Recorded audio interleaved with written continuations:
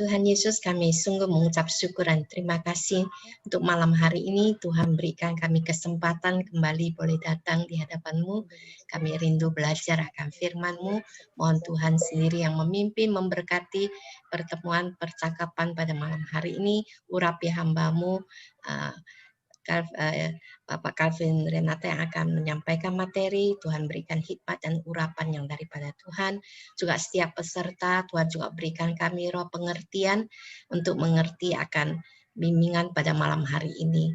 Terima kasih Bapak, kami serahkan waktu yang singkat ini sepenuhnya dalam pengaturan dan dalam penguasaan Tuhan. Di dalam nama Tuhan Yesus kami berdoa. Amin. Amin. Ya. Ini langsung saya, Stefani. Ya, langsung. Oke ya, saya akan share screen dulu.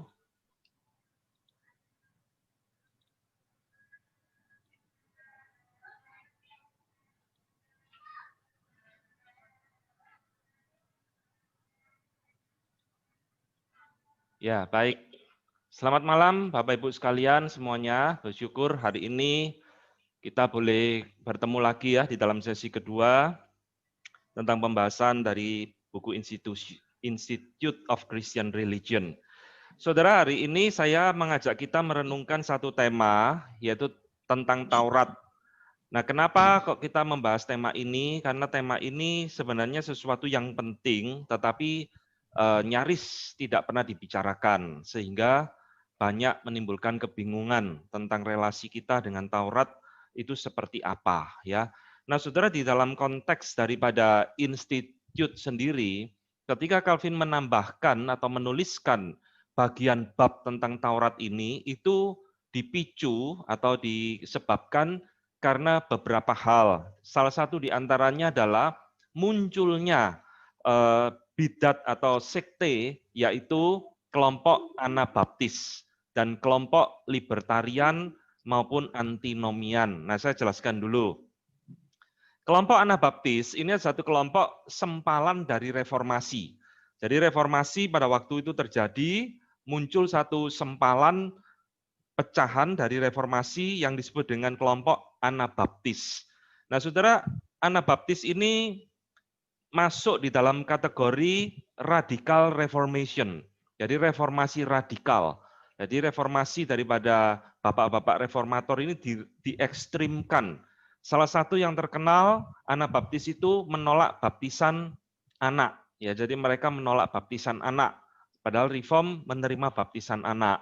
Nah, yang kedua yang menjadi ciri daripada Anabaptis, mereka itu menolak perjanjian lama, termasuk menolak Taurat. Karena mereka berpikir bahwa orang percaya di dalam Kristus sudah ditebus, sehingga Taurat dan segala sesuatu di dalamnya itu sudah tidak berlaku selamanya. Jadi putus hubungan dengan perjanjian lama. Mereka menolak perjanjian lama. Nah, kelompok lain yang disinggung oleh Calvin di dalam buku Institute adalah kelompok libertine. Ya, dari kata libertine ini berasal dari kata liberty. Mereka adalah kelompok-kelompok antinomian, yaitu orang-orang yang menolak hukum. Ya, anti kan berarti melawan, nomian itu dari kata nomos, hukum. Jadi mereka ini adalah orang-orang yang anti dengan hukum. Mereka berpikir kita sudah dimerdekakan di dalam Kristus, sehingga Taurat dan segala isinya dan peraturannya sama sekali tidak berhubungan dengan kehidupan orang percaya lagi. Nah, dengan alasan itulah, saudara, di dalam masa itu Calvin menuliskan di dalam Institute satu bab panjang tentang hukum Taurat. Nah, di dalam zaman kita hidup, ini ada satu juga yang tetap relevan membahas tentang Taurat. Selain masalah daripada kelompok Anabaptis, zaman kita hidup ini abad ke-20 juga muncul satu movement, satu gerakan yang disebut dengan teonomis. Ya, saudara, teonomis sesuai namanya dari kata theos, Allah, nomis dari kata nomos, hukum, hukum Allah. Jadi teonomis ini berpandangan, saudara, bahwa apa yang diberikan Allah itu selalu yang terbaik. Sehingga hukum Taurat yang Tuhan berikan di dalam perjanjian lama kepada bangsa Israel itu dianggap tetap relevan hingga hari ini. Jadi semua yang ada di dalam hukum Taurat itu adalah hukum yang terbaik untuk mengatur kehidupan bermasyarakat, bernegara hingga hari ini. Jadi kesimpulannya saudara, teonomis ini kebalikan dari Anabaptis. Kalau Anabaptis menolak total, teonomis menerima total. Nah, ini juga menjadi satu isu yang cukup pelik di dalam kehidupan bergereja pada masa kini ya. Jadi bagaimana sebenarnya sikap orang percaya terhadap hukum Taurat. Nah, saya berharap pembahasan kita pada malam hari ini nanti saudara mendapatkan satu gambaran yang lebih utuh bagaimana sebenarnya teologi reform memandang akan Taurat dan relevansinya bagi kita. Saudara-saudara, Taurat itu sendiri di dalam bahasa teologi atau di dalam buku-buku teologi itu memiliki arti yang cukup variatif, saudara, cukup banyak. Kadang Taurat itu diartikan sebagai kitab-kitab perjanjian lama. Itu juga disebut dengan Taurat. Yang kedua, Taurat bisa dimengerti sebagai satu zaman yang merupakan kontras antara PL dengan PB. Jadi kalau Paulus ngomong kita tidak lagi hidup dalam Taurat, itu bisa artinya kita tidak lagi hidup di dalam zaman perjanjian lama.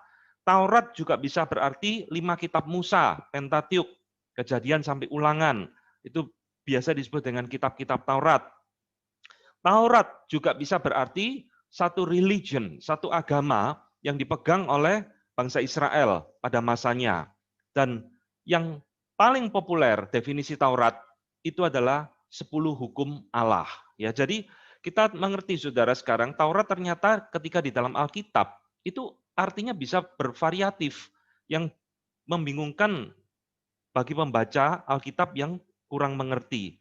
Saya berikan contoh ya saudara, di dalam Alkitab, misalkan dalam Mazmur 1 yang terkenal, di situ pemazmur mengatakan, berbahagialah orang yang kesukaannya Taurat, yang merenungkan siang dan malam. Saudara kan membaca Mazmur 1, di situ kesannya kan sangat positif sekali kan. Berbahagialah orang yang kesukaannya Taurat. Tapi kalau saudara membaca di dalam surat-surat Rasul Paulus, misalkan Galatia 2 ayat 16, Paulus mengatakan, tidak ada seorang pun yang dibenarkan oleh karena hukum Taurat, tetapi hanya karena iman di dalam Kristus. Loh, kesannya kok negatif nih Paulus tentang Taurat. Nah, nanti di dalam penjabaran webinar pada malam hari ini, kita akan mengetahui arti mengapa Daud berkata seperti itu dan apa yang dimaksud oleh Paulus di dalam surat-suratnya tentang hukum Taurat. Nah, saudara, sekarang kita akan memfokuskan ya di dalam pengertian daripada Calvin di dalam Institute. Di dalam Institute, saudara, Calvin sendiri mengatakan bahwa pengertian Taurat itu sebenarnya bukan hanya 10 hukum Allah, tetapi adalah dikatakan bentuk agama yang diberikan oleh Allah melalui Musa. Ya, jadi seperti yang definisi tadi saya sebutkan di atas, salah satu definisi tentang hukum Taurat itu adalah agama yang diberikan Allah kepada bangsa Israel di dalam perjanjian lama. Saudara-saudara sekalian, di dalam buku Institute sendiri, John T. McNeill ya sebagai editor dari buku Institute itu, di dalam bagian footnote itu dia memberikan satu penjelasan yang menolong kita. Ternyata saudara, di dalam buku Institute sendiri, Calvin membagi Taurat itu menjadi 3 pemahaman. Jadi kalau kita membaca Institute dengan teliti, rupanya penulisan daripada Taurat atau pembahasan tentang Taurat itu bukan hanya di dalam satu bab saja, tetapi tersebar di dalam beberapa bab-bab yang lain, dan masing-masing memiliki beberapa pengertian. Yang pertama, saudara, Calvin seperti mengatakan bahwa Taurat itu adalah agama Israel pada zaman Musa. Ya, ini muncul di dalam buku kedua, bab ke-7. Yang berikutnya, saudara, Taurat itu juga bisa dipahami sebagai special revelation daripada moral law. Ya, jadi semacam hukum moral Allah, yaitu singkatnya adalah 10 hukum. Nah, ini muncul di dalam buku kedua, bab yang ke-8. Nah, arti yang ketiga, ini muncul di dalam arti bahwa Taurat itu bisa dimengerti sebagai hukum upacara, ceremonial law, dan hukum yang bersifat masyarakat. Nanti di bagian agak belakang kita akan membahas poin ini lebih panjang lebar. Nah, ini muncul di dalam buku keempat, bab ke-20, yaitu buku tentang gereja. Ya. Jadi, saudara-saudara, di dalam pemahaman Calvin sendiri tentang Taurat, inilah yang dia pahami tentang arti hukum Taurat itu. Nah, sebelum kita membahas lebih dalam lagi, saudara, saya ingin mengajak kita mendapatkan satu gambaran yang lebih utuh antara persamaan dan perbedaan antara John Calvin dengan Martin Luther tentang hukum Taurat. Saudara-saudara, dua reformator ini memiliki persamaan sekaligus memiliki perbedaan tentang hukum Taurat. Ya, kita tahu, saudara, bahwa Calvin sangat menghormati Luther sebagai bapak rohani dia, meskipun kedua orang ini tidak pernah bertemu secara tatap muka. Ya, zaman dulu belum ada Zoom, jadi mereka tidak bisa bertemu. Tapi mereka hanya lewat surat menyurat. Dan Calvin belajar banyak hal dari Luther tentang hukum Taurat. Tetapi pada saat yang sama, dia ada hal-hal yang kurang setuju dan dia memodifikasi beberapa pandangan Luther tentang hukum Taurat. Nah, saya jelaskan persamaan mereka terlebih dahulu, ya. Saudara, Taurat atau dalam bahasa Inggris, Alkitab bahasa Inggris kita biasa disebut dengan istilah the law, ya. Dari kata Torah yang artinya memang hukum atau instruction, petunjuk atau perintah. Saudara, yang pertama, persamaan Luther dengan Calvin itu terletak bahwa di dalam pandangan Taurat sebagai doktrinal, sebagai satu doktrin. Artinya apa, saudara? Kedua orang ini sama-sama setuju bahwa di dalam hukum Taurat itu ada 3C, ya, 3C, yaitu command, condemnation, and curse. Perintah, condemnation, penghukuman, curse, kutukan. Jadi saudara, di dalam Taurat menurut Calvin dan Luther, itu isinya adalah perintah yang mengakibatkan penghukuman kepada manusia sekaligus mengakibatkan satu kutukan kepada manusia. Jadi ini apa artinya? Mereka setuju bahwa Taurat itu diberikan, saudara, bukan untuk membenarkan atau menyelamatkan orang berdosa. Tetapi Taurat itu diberikan sebagai alat untuk menuduh hati nurani manusia. Jadi bahasa Latinnya legis semper accusat, ya.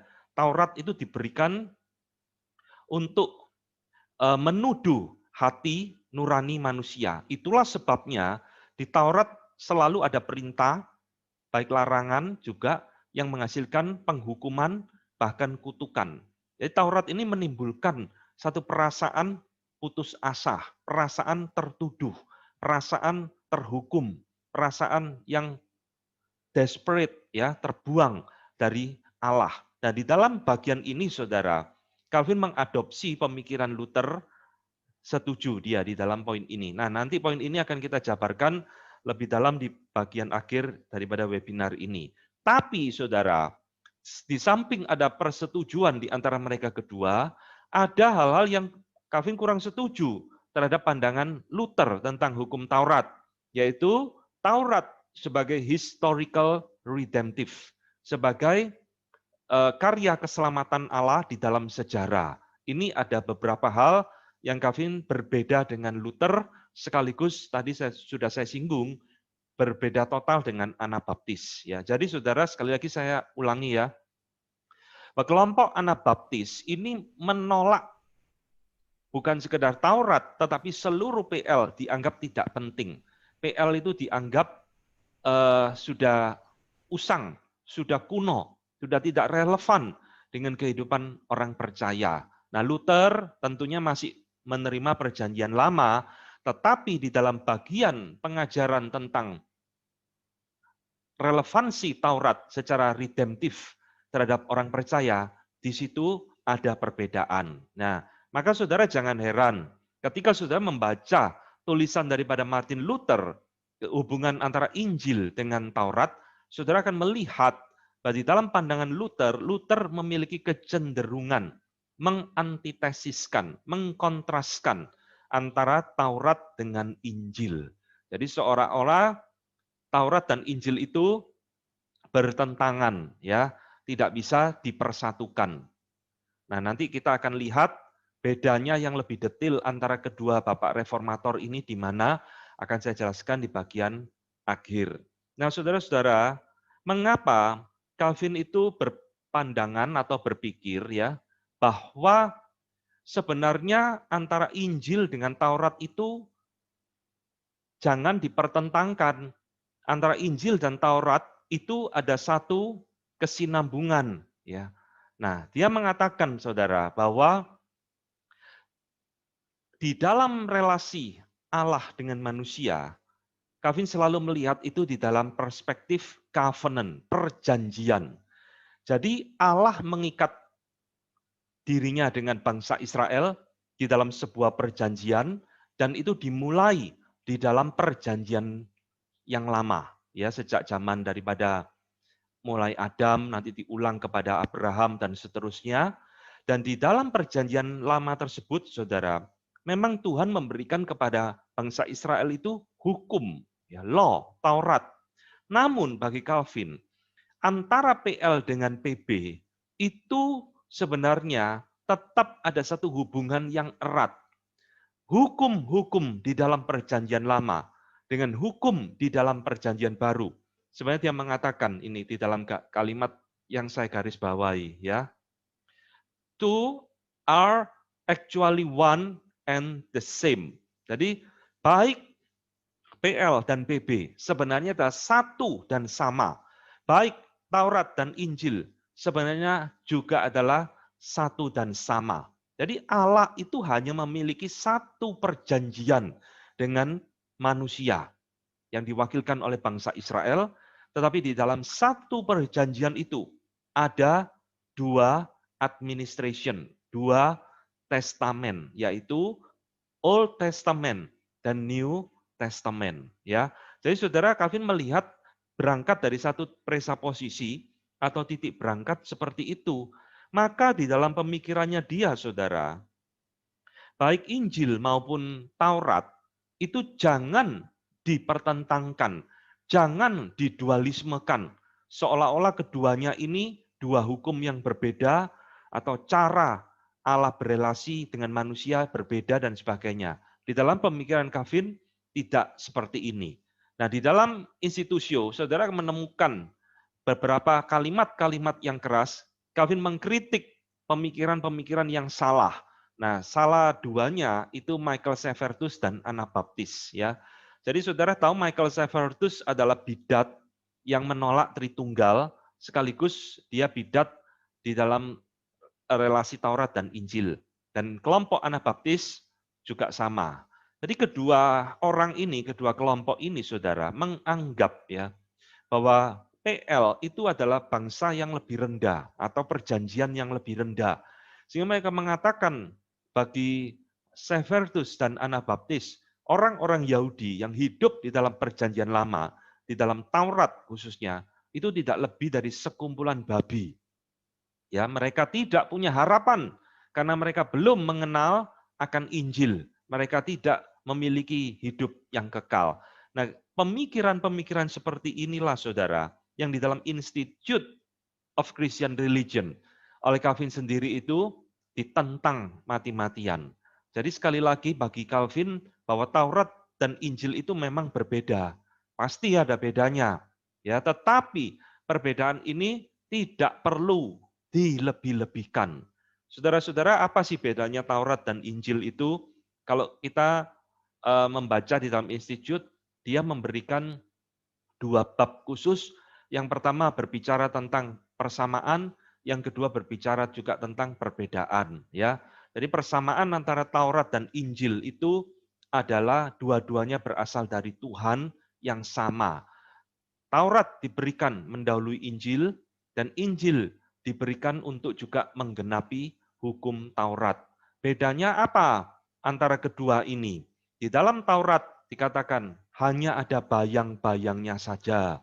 Jadi Taurat itu semacam janji, dan di dalam Injil itulah penggenapannya. Itu perbedaannya. Perbedaan yang lain adalah Taurat itu diberikan khusus kepada bangsa Israel, tidak kepada bangsa-bangsa yang lain. Tetapi Injil di dalam perjanjian baru sekarang diberikan untuk semua bangsa. Ya, jadi saudara, memang Calvin tahu keduanya ini pasti ada perbedaan. Tapi perbedaan itu jangan dipertentangkan, jangan diantitesiskan, tetapi justru harus dilihat di dalam satu harmoni. Nah, ini keunikan di dalam institut, bagaimana Calvin melihat antara Taurat dan Injil itu tetap ada satu benang merah yang tidak bisa dipisahkan, ya. Nah, saudara-saudara sekalian yang dikasihi Tuhan, ketika kita melihat di dalam Alkitab kita, kita pasti akan menemukan Perjanjian Lama itu ditulis terlebih dahulu dengan 39 kitab yang tadi sudah saya sebutkan, kadang-kadang disebut dengan kitab-kitab Taurat ya, yang mewakili Perjanjian Lama. Nah, kenapa Saudara Taurat itu harus diberikan sebelum Injil? Pernahkah Saudara merenungkan ya, kenapa kok ketika Allah berelasi dengan manusia, kok Taurat itu harus diberikan dulu, kok tidak langsung Injil saja? Saudara, kalau di dalam pikiran kita ya, mungkin kita berpikir, kalau Tuhan langsung memberikan Injil kepada kita, betapa enaknya Alkitab kita kan jadi pendek, jadi tipis, Saudara.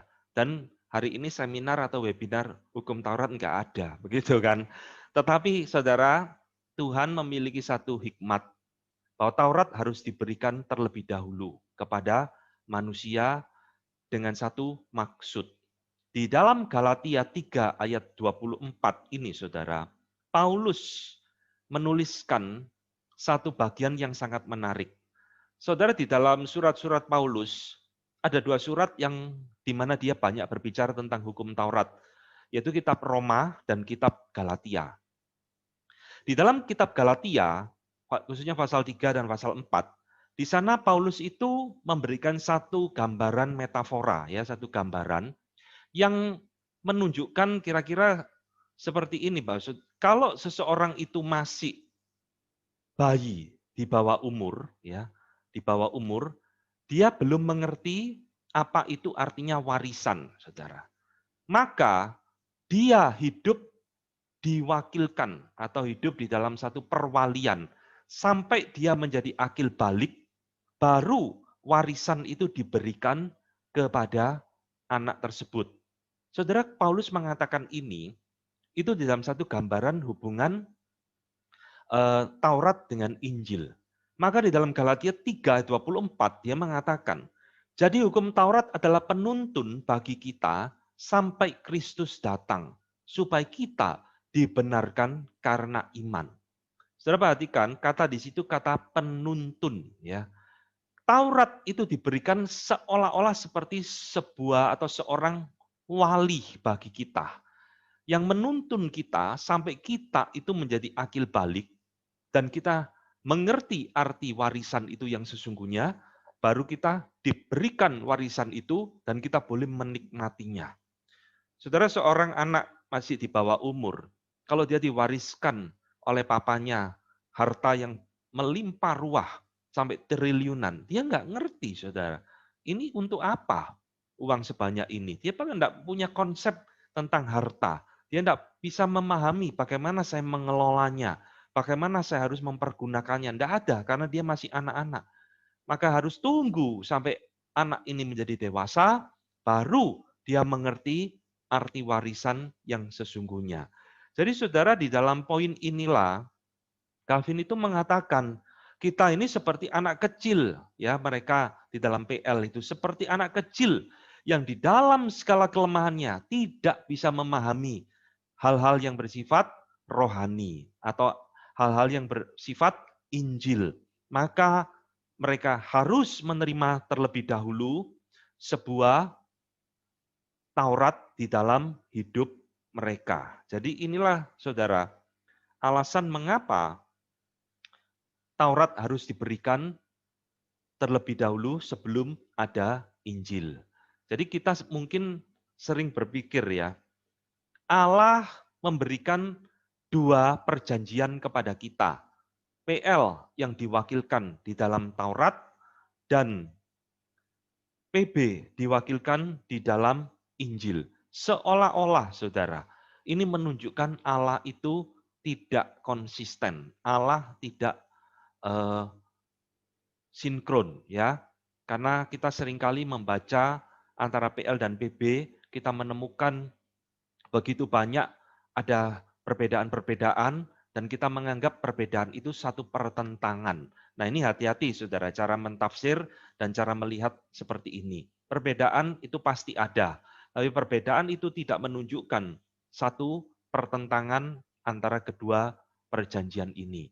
Nah, maka Calvin mengatakan justru adanya PL dan PB ini tidak menunjukkan Allah itu tidak konsisten, tapi justru ini menunjukkan hikmat dari Allah ketika berelasi dengan manusia.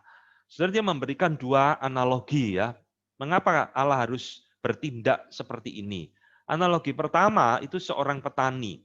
Jadi bagaimana seorang petani kalau kita suka dengan pertanian, hukum atau agraria, kita akan mengerti Saudara bahwa ketika biji itu baru disemai, lalu biji itu tumbuh ya, menjadi satu benih, terus akhirnya beberapa bulan kemudian makin besar dan sampai pada waktunya akan dipanen. Petani itu memperlakukan tanaman itu dengan cara yang berbeda-beda. Di tiap musimnya, di dalam memelihara supaya tanaman itu bisa tumbuh dengan baik. Nah, Allah juga sama, memperlakukan manusia di dalam dua masa ini, perjanjian lama dan perjanjian baru, dengan cara yang berbeda-beda. Nah, analogi kedua yang dia pakai, itu adalah analogi orang tua. Ya. Kita ingat, Saudara, bagaimana dulu kita kecil dididik oleh orang tua kita, dan sekarang kita juga memperlakukan hal yang sama, bagaimana kita mendidik anak-anak kita dengan cara yang berbeda. Saudara tidak akan memperlakukan anak saudara pada waktu umur 2 tahun, 3 tahun, sama dengan cara saudara memperlakukan dia ketika dia sudah tumbuh menjadi pemuda. Pasti berbeda. Ya. Nah, inilah juga satu hikmat dari Tuhan untuk mengatur atau mendidik, memperlakukan umatnya dengan cara yang berbeda-beda. Saudara-saudara yang dikasihi Tuhan, minggu yang lalu saya sudah membahas tentang satu topik ya, tentang divine accommodation, diakomodasi Allah. Nah, ini prinsip yang berlaku di dalam kita memahami Taurat dan Injil. Jadi Allah itu selalu mengakomodasikan dirinya di dalam setiap zaman kepada umatnya. Kalau di dalam perjanjian lama, Allah mengakomodasikan dirinya dengan cara memberikan Taurat. Kenapa Taurat? Kenapa tidak langsung Injil? Pasti bangsa Israel tidak akan mengerti tentang Injil kalau Tuhan langsung memberikan Injil. Nah, nanti akan kita lihat kenapa kok tidak mengerti ya. Maka Tuhan merasa perlu harus dimulai dengan Taurat terlebih dahulu. Barulah setelah di dalam perjanjian baru, Tuhan melihat umatnya sudah siap menerima Injil, lalu Tuhan utus Yesus datang ke dalam dunia. Nah, ini yang Paulus katakan kan di dalam Galatia pasal 4. Ketika waktunya sudah tiba, Allah mengutus anaknya yang tunggal datang ke dalam dunia. Jadi saudara, kita harus belajar melihat di dalam Alkitab kita, ini ada dua kesatuan yang tidak bisa dipisahkan. Taurat dan Injil. Tanpa Taurat tidak mungkin ada Injil. Tanpa Injil, Taurat tidak akan pernah sempurna. Dua-duanya harus ada. Dua-duanya tidak boleh dibuang. Dua-duanya hidup harmonis di dalam rencana keselamatan Allah. Nah, sekarang saudara, saya akan mulai masuk di dalam inti daripada webinar kita pada malam hari ini. Untuk apa sih Tuhan memberikan kepada bangsa Israel hukum Taurat? Ya, nah, apakah hukum Taurat ini masih berlaku bagi kita atau tidak? Nah, ini yang akan menjadi penjabaran kita pada malam hari ini. Sebelum masuk ke dalam 3 fungsi utama hukum Taurat, saya akan menjelaskan terlebih dahulu kepada saudara tentang dua elemen penting di dalam hukum Taurat. Ya, saudara, di dalam hukum Taurat, bapak-bapak reformator itu menjabarkan ada dua unsur penting di dalamnya. Yang pertama itu adalah hukum moral atau moral law. Di dalam Taurat, tadi saya katakan ada perintah. Dan perintah itu menghasilkan hukuman dan kutukan. Itu kenapa bisa seperti itu? Karena di dalam hukum Taurat ada moral law, hukum moral yang diwakilkan di dalam 10 hukum Allah. Ya, jadi ini adalah unsur pertama daripada hukum Taurat. Yang kedua, Bapak Ibu sekalian, di dalam hukum Taurat ternyata bukan hanya isinya hukum moral yang bersinggungan dengan dosa dan sebagainya, dengan perintah, moral, dan lain-lain. Tetapi di dalam hukum Taurat juga ada yang disebut dengan ceremonial law, hukum upacara, atau biasa saya sebut sebagai hukum agama. Di dalam Taurat kita tahu ada perintah untuk korban bakaran, ya. Di dalam Taurat ada perintah termasuk untuk sunat. Di dalam Taurat ada perintah yang disebut dengan dietary law, hukum-hukum makanan. Ini semua adalah bagian daripada ceremonial law yang tadi di awal daripada webinar ini kami mengatakan ini adalah hukum Taurat merupakan agama daripada orang Yahudi, ya. Jadi saudara, dua hal ini melekat di dalam hukum Taurat dan tidak bisa dipisahkan. Ada moral law, ada ceremonial law di dalam hukum Taurat yang Tuhan berikan. Nah, di dalam 3 fungsi utama hukum Taurat yang akan saya bahas ini, saya akan menjelaskan, ya,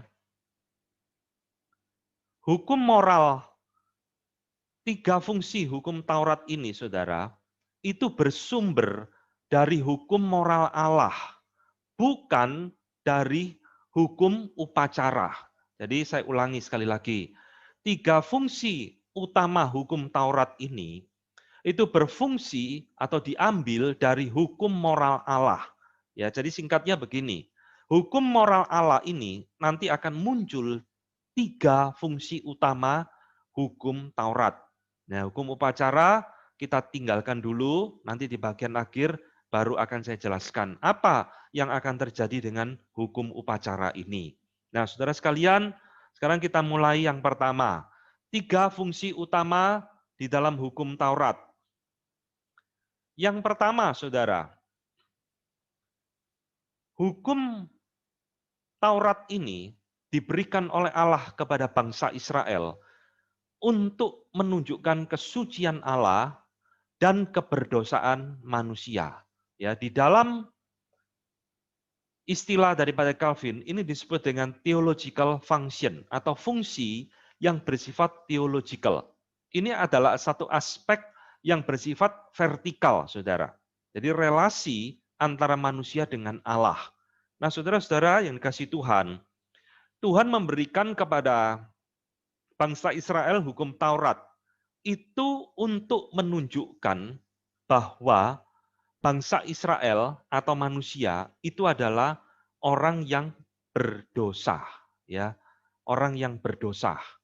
Jadi di dalam bagian fungsi pertama ini, hukum Taurat itu bertugas atau berfungsi untuk memperingatkan, memberitahu, menuduh, bahkan menghukum setiap manusia atas keberdosaan mereka. Jadi saudara, ini ada satu fungsi utama yang diberikan di dalam hukum Taurat kepada orang berdosa, ya. Jadi hukum Taurat itu memiliki fungsi seperti sebuah cermin. Ketika kita bercermin, yang muncul di dalam cermin itu adalah wajah kita sendiri, ya, keberadaan kita.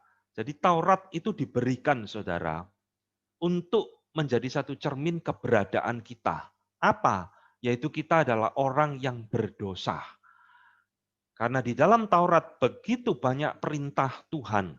Dan perintah itu untuk menunjukkan keberdosaan kita, ketidakmampuan kita di dalam mentaati hukum Taurat, sekaligus menunjukkan kesucian Allah di dalam dirinya. Ya, jadi saudara jangan berpikir Taurat ini diberikan untuk sebagai sombong-sombongan bagi orang Yahudi, buat gaya-gayaan. Bukan, Taurat ini justru diberikan untuk menunjukkan kebobrokan bangsa Israel, kebobrokan manusia. Ya.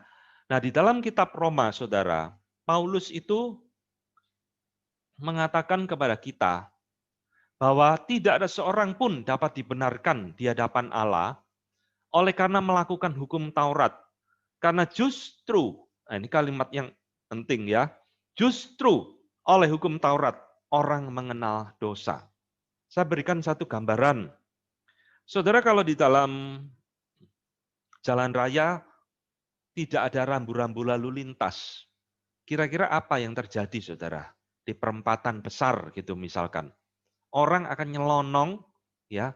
Orang tidak akan menganggap saya harus berhenti, saya tidak boleh belok dan sebagainya. Orang akan nyelonong, tabrakan terjadi dan mereka semua tidak bisa dipersalahkan satu dengan yang lain. Tapi diberikan rambu-rambu lalu lintas, diberikan traffic light, itu supaya orang mengenal pelanggaran mereka. Nah, hukum Taurat itu diberikan oleh Allah sebagai rambu-rambu di dalam kehidupan manusia, justru untuk menunjukkan keberdosaan manusia, bukan untuk membenarkan orang berdosa. Nah, ini kesalahan daripada bangsa Israel, ya. Bangsa Israel menganggap hukum Taurat itu sebagai gaya-gayaan, sebagai satu simbol kebanggaan di dalam hidup mereka. Roma 7 ayat 7 juga sama. Karena aku juga tidak tahu apa itu keinginan kalau hukum Taurat itu tidak mengatakan jangan mengingini. Jadi saudara, ini yang salah satu arti tadi bahwa hukum Taurat itu menuduh hati nurani kita. Paulus mengatakan, aku tidak tahu loh apa arti mengingini. Kalau hukum Taurat itu mengatakan jangan mengingini. Ya. Jadi hukum Taurat ini diberikan oleh Tuhan supaya manusia itu mengenal dirinya sendiri, dirinya adalah orang yang berdosa, sekaligus mereka hidup di dalam satu kesadaran akan kesucian Allah. Nah, saudara-saudara, di dalam fungsi yang pertama ini, saudara, Calvin menegaskan beberapa hal penting di dalam bukunya, bahwa manusia tidak mungkin lagi bisa memenuhi standar tuntutan hukum Taurat.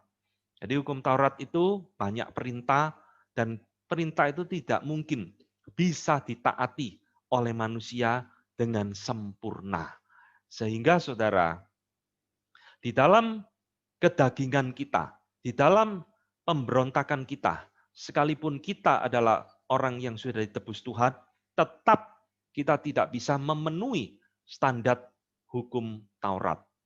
Ingat, Taurat diberikan bukan supaya manusia bisa memenuhi tuntutannya, tetapi Taurat diberikan supaya manusia sadar akan keberdosaannya.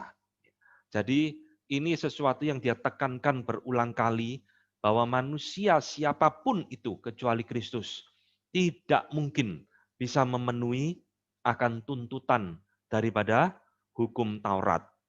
Nah, karena manusia tidak bisa memenuhi hukum Taurat itu dengan sempurna, hati nuraninya tertuduh, dosanya dibongkar, kebobrokannya dinyatakan di dalam hukum Taurat. Maka di dalam fungsi ini kita melihat di dalam hukum Taurat itu ada unsur penghukuman, ya, punitive function. Jadi hukum Taurat itu diberikan, saudara, bukan sekedar menelanjangi dosa manusia, tetapi juga untuk menyatakan kamu layak dihukum, kamu pantas dihukum, karena kamu telah berdosa melanggar hukum Allah. Di dalam 2 Korintus 3 ayat 7 ya, misalkan, Ini ayat atau pasal yang Paulus membandingkan, mengkontraskan, ya, bukan mempertentangkan, saudara. Membandingkan, mengkontraskan antara PL dengan PB, bahwa dia mengatakan bahwa pelayanan yang memimpin kepada kematian itu terukir dengan huruf pada loh-loh batu. Nah, loh-loh batu ini kan menunjuk kepada the Ten Commandments, 2 hukum Allah, 10 hukum Allah di dalam 2 loh batu. Ini menunjuk, memimpin kepada kematian. Karena Taurat itu tidak bisa membawa manusia kepada kehidupan. Dia didesain oleh Allah untuk menuduh manusia, membawa manusia kepada penghukuman yang kekal. Roma 4 ayat 15 juga sama. Karena hukum Taurat itu membangkitkan murka, ya. Tetapi di mana tidak ada hukum Taurat, di situ juga tidak ada pelanggaran. Saudara Paulus, kita ingat, dia sebelum menjadi rasul, dia adalah seorang Farisi yang hidup juga di dalam hukum Taurat. Kebanggaannya Taurat, ini yang dia katakan di dalam Filipi pasal 2 ya. Aku orang Farisi, suku Benyamin dan sebagainya, dan lain-lain tentang Taurat, aku tidak bercacat. Kan memang itulah hidupnya Paulus, saudara. Sebelum dia mengenal Kristus, kebanggaannya Taurat. Dia pikir Taurat itu memimpin dia kepada kehidupan. Dan setelah dia di dalam Kristus, baru dia mengerti bahwa konsep mereka atau konsep Paulus tentang hukum Taurat itu salah. Karena di dalam Taurat tidak pernah ada kehidupan, justru membangkitkan murka Allah yang akan mendatangkan penghukuman bagi manusia. Ya, karena memang Taurat itu didesain seperti itu. Nah, saudara, inilah bagian dari fungsi pertama hukum Taurat, di mana hukum Taurat itu menyatakan akan keberdosaan kita. Di dalam hukum Taurat itu mendatangkan penghukuman. Sekarang Calvin akan berbicara selain aspek-aspek negatif tadi, saudara. Di dalam hukum Taurat fungsi yang pertama ini menunjukkan kesucian Allah dan keberdosaan manusia. Di dalam bagian ini, Taurat itu juga berfungsi menuntun kita menantikan anugerah di dalam Kristus. Jadi artinya begini, Taurat itu memang membuat manusia frustrasi. Tidak bisa mentaati tuntutan Allah, kesucian Allah yang begitu sempurna. Taurat membawa kita hati nurani tertuduh kepada penghukuman. Kita orang yang binasa. Tetapi pada saat yang sama, Taurat tidak berhenti di situ. Taurat ini juga menuntun kita, tadi Galatia 3:24, menuntun kita, menantikan kita di dalam anugerah Kristus. Jadi saudara, Taurat ini bukan sekedar menyatakan keberdosaan kita, tetapi di dalam Taurat ini ada unsur anugerah Allah di dalamnya, yaitu Taurat itu sekali lagi mempersiapkan kita untuk menerima juru selamat di dalam hidup kita. Bapak Gereja Agustinus dikutip oleh Calvin di dalam bukunya bahwa kegunaan Taurat itu terletak pada meyakinkan manusia akan dosanya dan menggerakkan dia untuk mencari penyembuhan di dalam Yesus Kristus. Saudara-saudara, di dalam fungsi Taurat yang pertama ini, kita bisa menganalogikan Taurat itu seperti sebuah X-ray, rongsen. Jadi kalau saudara sakit, saudara akan di X-ray atau di CT scan oleh dokter, dan CT scan itulah yang menunjukkan apa penyakit kita. Di mana penyakit itu berada. Tapi CT scan itu sendiri tidak bisa menyembuhkan kita. Saudara sakit mau di CT scan 100 kali ya tidak akan sembuh. Karena fungsi daripada CT scan bukan untuk menyembuhkan. Dia hanya untuk menunjukkan penyakit kita.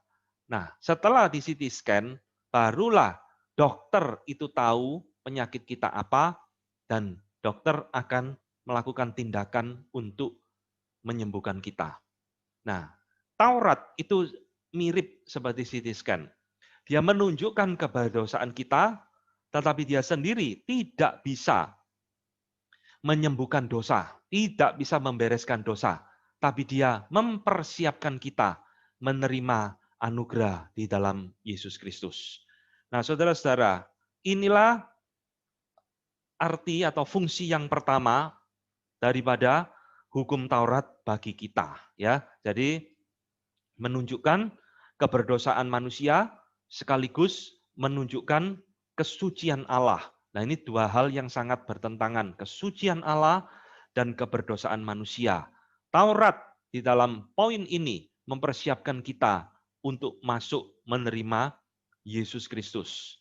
Nah, yang kedua, Bapak Ibu sekalian, fungsi hukum Taurat yang kedua ini bersifat political function atau fungsi yang bersifat politis. Apa itu?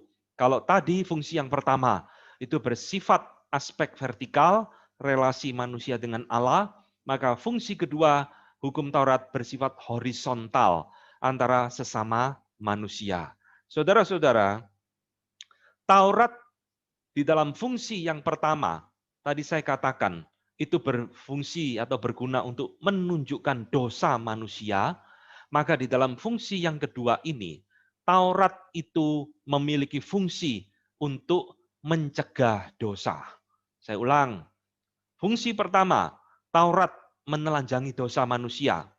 Maka fungsi kedua, political function, Taurat juga berfungsi mencegah atau mengerem dosa manusia.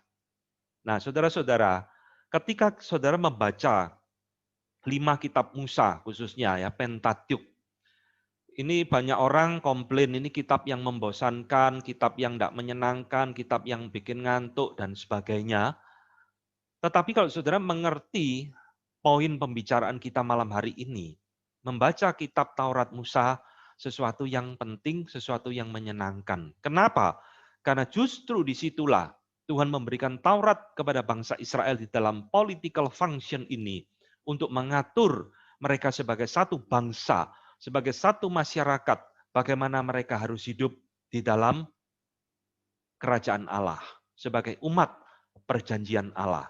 Saudara pernah membaca di dalam hukum Taurat Musa, 5 kitab Musa, ada hal-hal yang Tuhan nyatakan, ya misalkan kalau ada seseorang yang punya lembu, lembu itu keluar kandang, lalu nyeruduk orang sampai luka, tetapi orang itu tidak mati, maka yang punya lembu harus mengganti orang tersebut, mengganti biaya kerugian, dan lembunya harus dibunuh, dimatikan.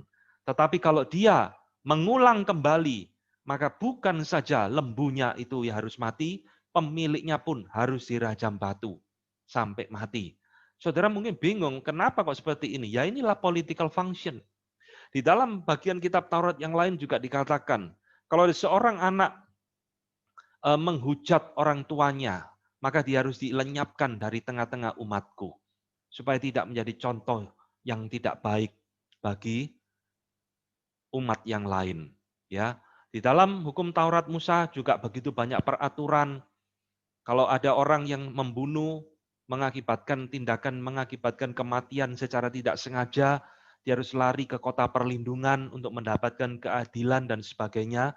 Jadi saudara, semua political function ini, kalau sudah perhatikan, semua itu merupakan penjabaran, merupakan aplikasi dari hukum moral Allah, the Ten Commandment. Itu tadi soal kematian, itu berarti berhubungan aplikasi dengan perintah jangan membunuh. Di dalam political function yang lain, Tuhan juga banyak memberikan perintah. Seorang laki-laki tidak boleh berpakaian seperti wanita. Tidak boleh memelihara rambutnya panjang seperti wanita. Itu ada, saudara. Kalau ada seperti itu, harus dilenyapkan dari tengah-tengah umatku. Tuhan begitu banyak memberikan peraturan bagaimana bangsa Israel harus hidup sebagai umat yang kudus di hadapan Tuhan. Jadi di dalam fungsi kedua ini, Taurat itu diberikan sekali lagi seperti sebuah kekang, ya, bridle. Bagaimana kuda itu diatur melalui tali kekang supaya tidak ke kiri, tidak ke kanan. Nah, fungsi Taurat yang kedua ini seperti itu. Supaya masyarakat bangsa Israel jangan gampang berbuat kejahatan. Jadi ketika mereka mau berbuat kejahatan, mereka ingat hukum Allah yang begitu tinggi. Paling tidak mereka memikir ulang 2-3 kali. Namun saudara, fungsi yang kedua ini di dalam konteks political function atau hukum sipil ini, itu tidak mempertobatkan seseorang dari dosa. Ya, ini hanya bersifat common grace, saudara.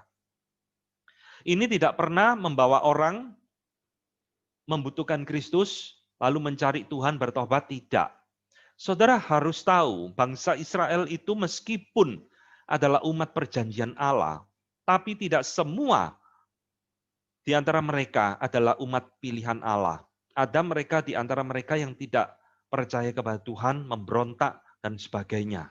Tetapi paling tidak, dengan fungsi politikal ini, mereka itu memiliki hati yang takut, hati yang taat, hati yang tunduk kepada Tuhan di dalam kehidupan mereka berelasi dengan sesama manusia. Ya, jadi saudara-saudara, kita ingat ya, ketika Tuhan Yesus dalam Matius 22 ditanya, Guru, apa hukum yang terutama?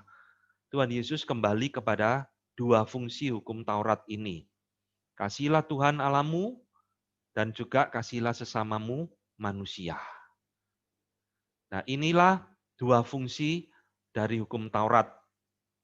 Dia menunjukkan dosa, sekaligus dia mengerem akan dosa. Nah, saudara, di dalam poin ketiga, Calvin berbeda dengan Martin Luther. Ini yang tadi saya katakan di depan. Ya, ada hal-hal yang sama. Poin 1 dan poin kedua, Luther dengan Calvin sama. Dua fungsi hukum Taurat. Tapi saudara, Luther itu hanya berhenti sampai di dalam dua fungsi utama tadi. Nah, John Calvin meneruskan di dalam pemikiran teologisnya dia, karena tadi kita sudah membahas panjang lebar, Taurat itu tidak hangus, Taurat itu tidak hilang, Taurat itu tidak menjadi kuno dengan adanya perjanjian baru. Dan dia menuliskan poin ketiga, fungsi utama hukum Taurat sebagai pedagogic function atau fungsi pedagogi, fungsi mendidik. Dan fungsi ini khusus bagi orang percaya, believers, saudara dan saya yang sudah percaya di dalam Kristus. Hukum Taurat di dalam fungsi ketiga ini tetap mengikat kita, tetap berlaku bagi kita. Nah, bedanya apa dengan yang pertama tadi? Kalau di dalam yang pertama, fungsi Taurat itu bersifat menuduh, menghukum, menghakimi hati nurani. Maka di dalam bagian yang ketiga ini, hukum Taurat itu menjadi sahabat bagi orang percaya.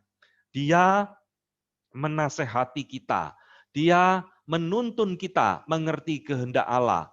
Dia mengingatkan kepada kita akan bahaya dosa, supaya kita terus hidup sebagai orang percaya di hadapan Tuhan dengan hati yang lurus. Maka ini fungsi yang namanya pedagogic function. Ya, jadi saudara-saudara yang kasih Tuhan, di dalam poin inilah saudara, Taurat itu berguna bagi kita. Taurat itu mengikat kita. Taurat itu menjadi teman baik kita. Dia memberikan kepada kita nasihat supaya kita itu terus taat kepada Tuhan. Banyak orang seringkali bingung di dalam poin ini, saudara. Taurat itu masih berlaku enggak bagi kita sih? Tadi di awal saya mengatakan ya, ada kelompok anak baptis yang menolak Taurat mentah-mentah. Taurat itu PL, Taurat sudah kuno, Taurat sudah digenapi dalam Kristus, maka kita sudah tidak membutuhkan Taurat sama sekali. Ekstrim yang satu teonomis. Taurat hukum yang terbaik bagi umat Allah, maka sekali hukum Taurat itu diberikan, dia berlaku selama-lamanya, bahkan hingga hari ini. Jadi saudara, kaum teonomis itu percaya, orang yang berdosa tetap perlu dirajam batu sampai mati. Semua hukum Taurat itu diperlakukan secara hurufiah. Nah, hari ini sekarang kita mengerti, di dalam aspek-aspek tertentu, political function maupun theological function, Taurat sudah tidak berlaku bagi orang percaya. Ya, jadi kita sekarang hidup di dalam perjanjian baru. Kalau ada orang bersalah, gereja tidak berhak menghukum, tapi harus serahkan kepada negara, aparat yang bertanggung jawab menghukum mereka. Gereja tidak lagi berhak merajam batu, menghakimi dan sebagainya. Karena itu bagian konteks historis daripada hukum Taurat. Tetapi di dalam aspek moral law, 10 hukum Allah, ini poin ketiga, hukum Taurat itu tetap berlaku bagi kita. Jadi kita sebagai orang Kristen, orang percaya zaman perjanjian baru, kita tidak bisa mengatakan, saudara, bahwa karena saya sudah dalam Kristus, saya boleh mencuri, kan hukum Taurat tidak berlaku. Saya boleh berzina, kan hukum Taurat sudah kuno. Tidak. 10 hukum moral Allah itu tetap mengikat kita, justru itu menjadi sahabat bagi kita. Jadi dalam poin ketiga ini, Calvin memberikan analogi, Taurat itu seperti sebuah cambuk bagi kita. Kalau kita melenceng, Taurat itu menegur kita. Meskipun tidak lagi menghukum, dia menasehati kita, menegur kita, mengingatkan kita. Saudara, saya memberikan satu analogi ya di dalam poin ini. Satu analogi. Kalau bagi Martin Luther, setelah orang sakit itu, dia menerima rongsen, dia tahu sakitnya apa, lalu diobati, dia sembuh, rongsennya disimpan, saudara. Oh, sinar rongsen ini sudah tidak berguna buat saya ya, sudah saya masukkan lemari, buat apa? Dipajang terus, dilihat terus, kan saya sudah sembuh. Itu Martin Luther. Tapi bagi Calvin tidak. Rongsen ini tetap berguna. Dipajang di tembok, supaya mengingatkan kita. Jangan lagi kita merokok, jangan lagi kita hidup tidak karu-karuan, tubuh kita rusak.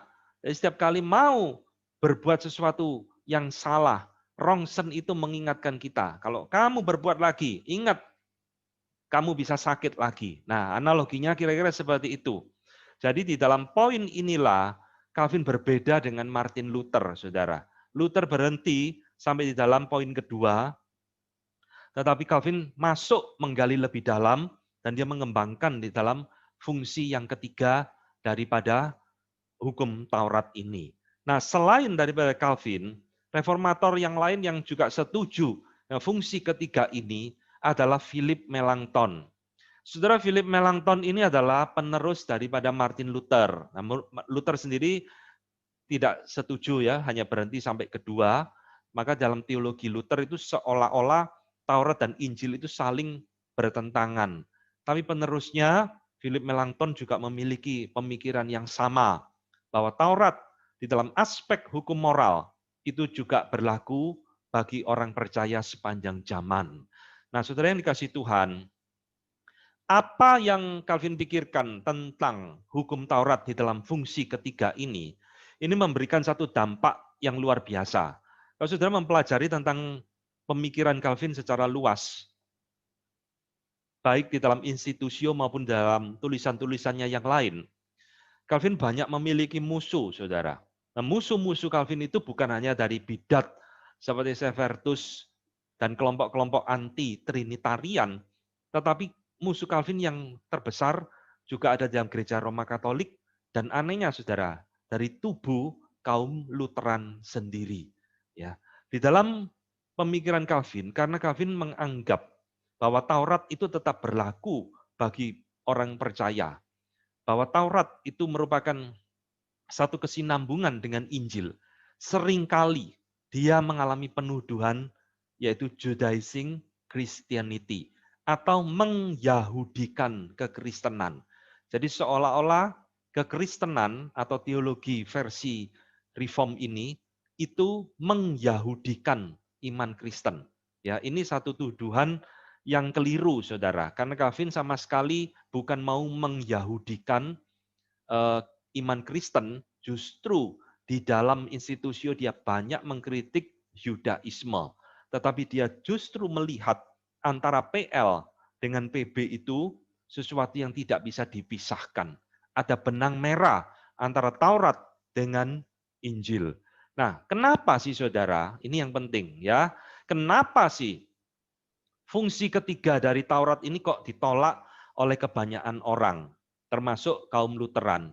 Nah, saudara sekalian, karena kesalahpahaman mentafsir Alkitab. Jadi presaposisi, titik awal berangkat kita memahami Taurat dan Injil itu penting sekali. Kalau saudara sudah melihat bahwa antara Taurat dan Injil itu bertentangan, maka saudara pasti akan menolak fungsi ketiga ini, seperti Luther. Nah, kenapa kok bisa dianggap bertentangan? Karena kesalahan membaca dari tulisan Paulus maupun Tuhan Yesus yang seolah-olah mereka anti dengan hukum Taurat. Saudara-saudara, tadi di awal saya mengatakan ya, membandingkan Daud dengan Paulus. Daud ngomong, berbahagialah orang yang kesukaannya Taurat. Loh, kesannya kan positif sekali. Paulus kok kesannya negatif semua tentang Taurat. Tidak ada seorang pun dibenarkan karena Taurat, justru karena Taurat orang mengenal dosa dan sebagainya dan sebagainya. Kesannya Taurat itu sesuatu yang tidak berguna, tidak bisa membenarkan kita. Nah, dari perspektif seperti ini, banyak orang salah memahami. Nah, hari ini saudara harus mengerti ya. Ketika Daud berkata bahwa berbahagialah orang yang kesukaannya ialah Taurat, yang dimaksud oleh Daud itu adalah Taurat di dalam fungsi yang ketiga, saudara. Taurat itu menjadi sahabat bagi orang percaya. Merenungkan siang dan malam, hukum-hukum Allah, itu menyenangkan bagi dia. Paham ya? Jadi ini arti daripada Mazmur 1. Tetapi ketika Paulus berkata, tidak ada seorang pun dibenarkan oleh hukum Taurat. Paulus ini sedang berbicara fungsi hukum Taurat yang pertama.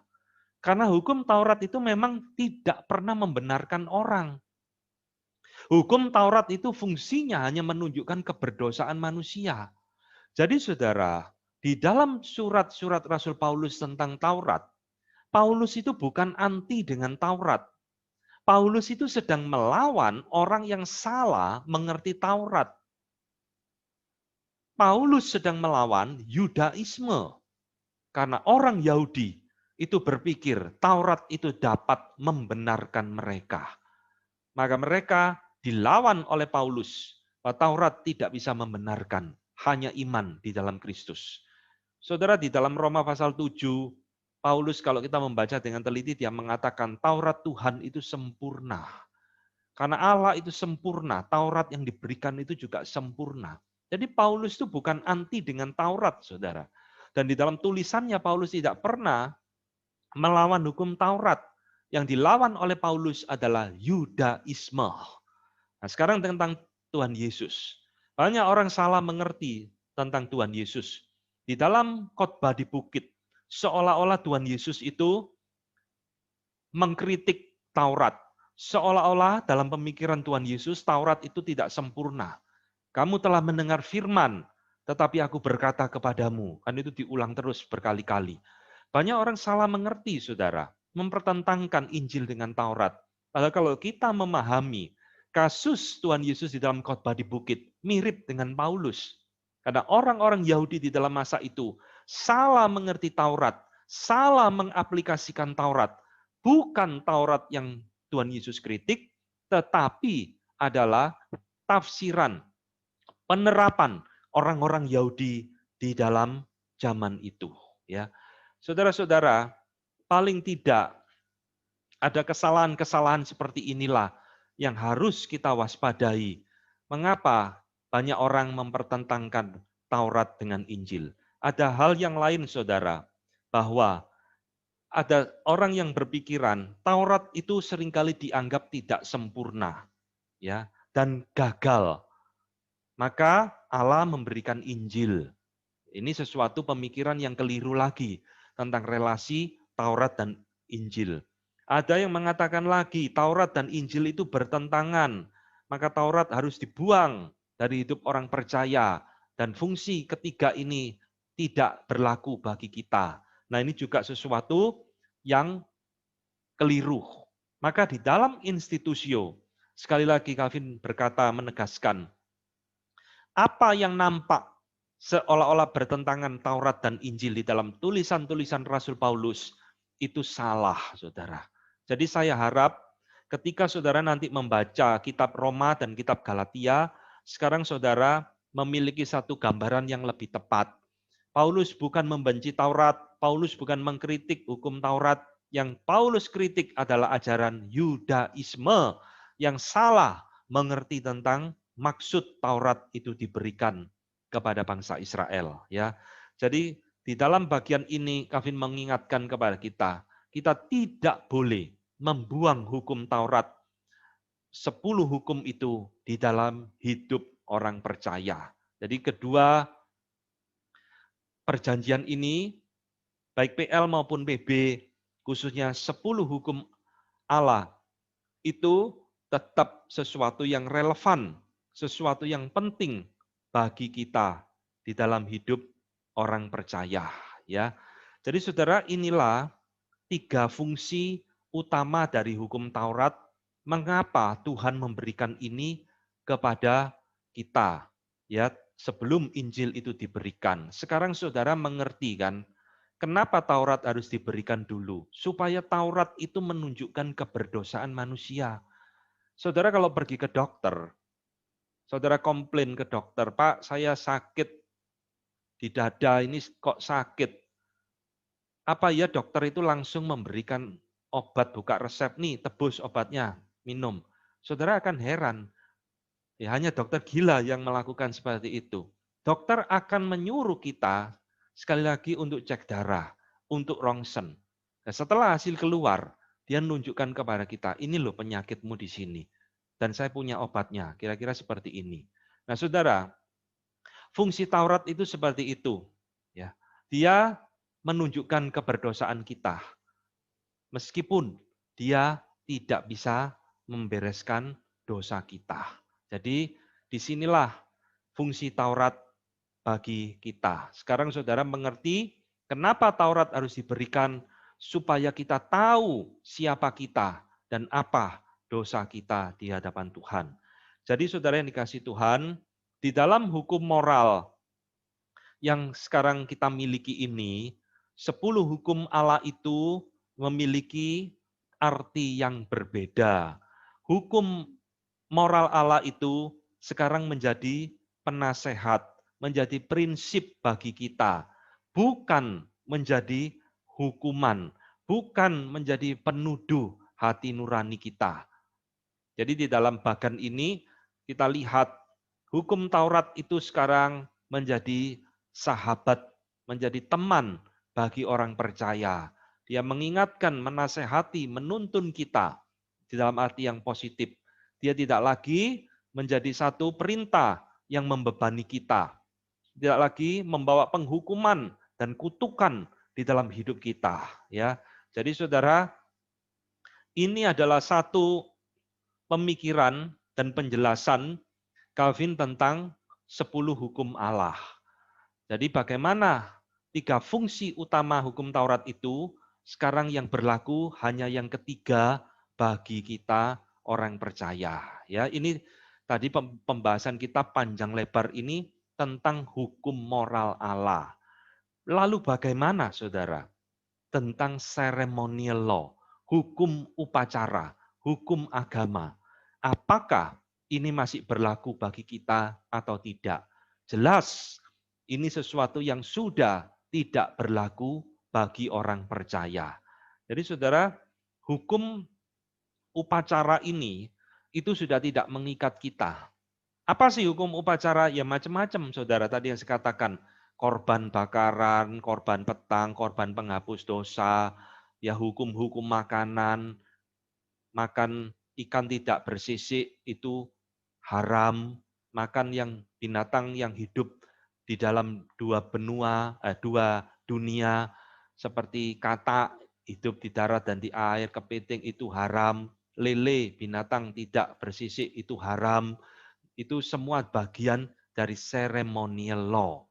Jadi kalau saudara masih mau hidup di dalam ceremonial law, saudara tidak bisa makan pecel lele, itu haram. Saudara tidak bisa makan binatang berkuku belah, babi, itu haram. Tetapi sekarang di dalam Kristus, semua ceremonial law ini sudah tidak berlaku lagi. Saudara, di dalam Kolose 2 ayat 14, ini yang jadikan dasar di dalam pemikiran Calvin. Mengapa ini sudah batal? Karena di dalam Kolose 2 ayat 14, di situ Paulus menggunakan satu istilah surat hutang. Ya. Nah, surat hutang ini, saudara, itu sudah digenapkan oleh Kristus di atas kayu salib.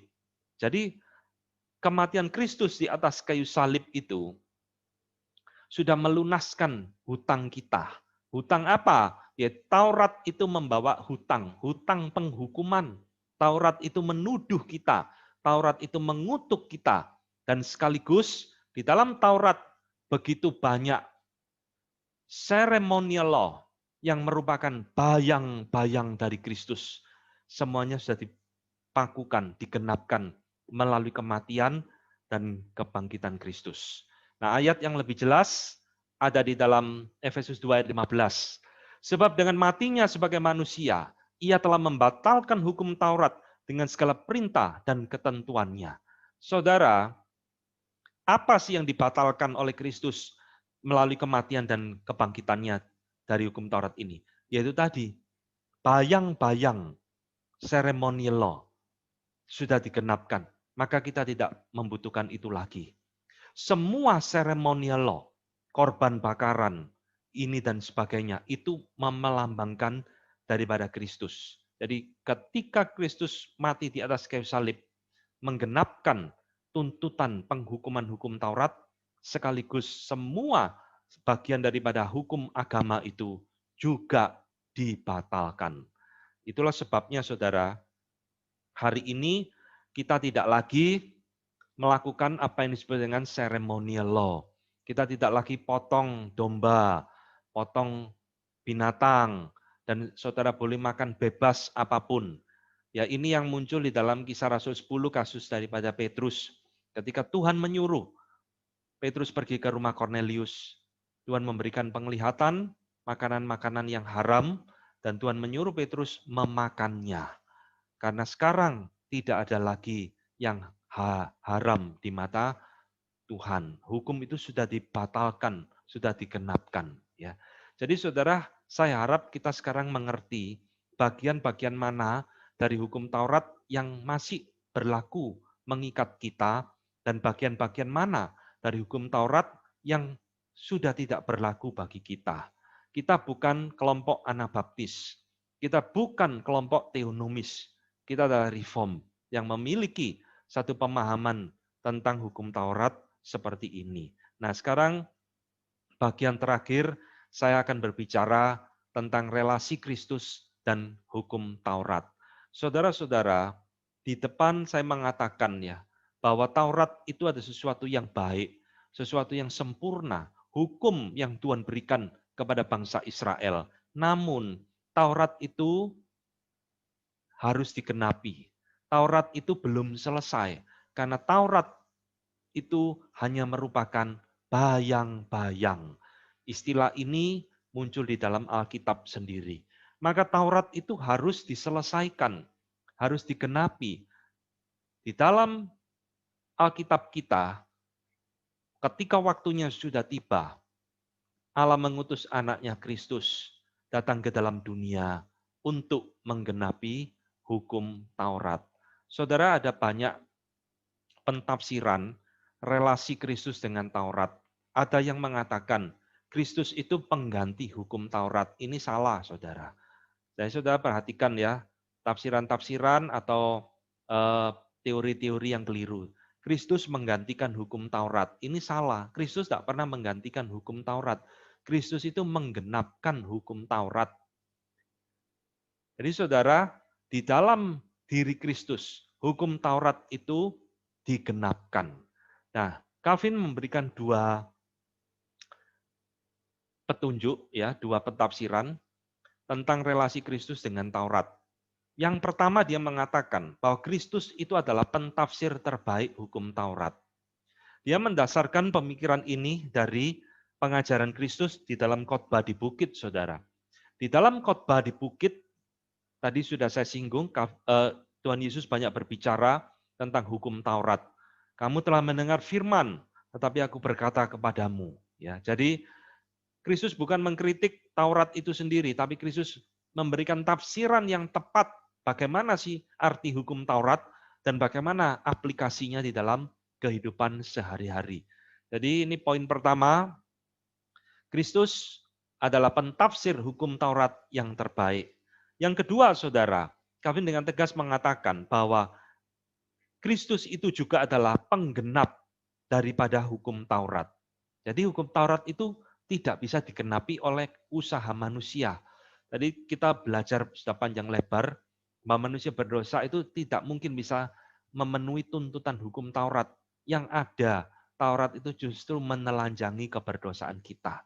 Hanya Kristus ketika datang, dia berkata, aku datang bukan untuk membuang Taurat, bukan untuk meniadakan Taurat, bukan juga untuk menggantikan Taurat, tapi aku datang untuk menggenapkan, pleroma, memenuhi tuntutan daripada hukum Taurat. Ya, jadi inilah saudara, di dalam kitab Ibrani maupun di dalam tafsiran Calvin dari Roma 10, apapun yang diajarkan Taurat, yang diperintahkan, yang dijanjikan selalu menunjuk kepada Kristus sebagai objek utamanya.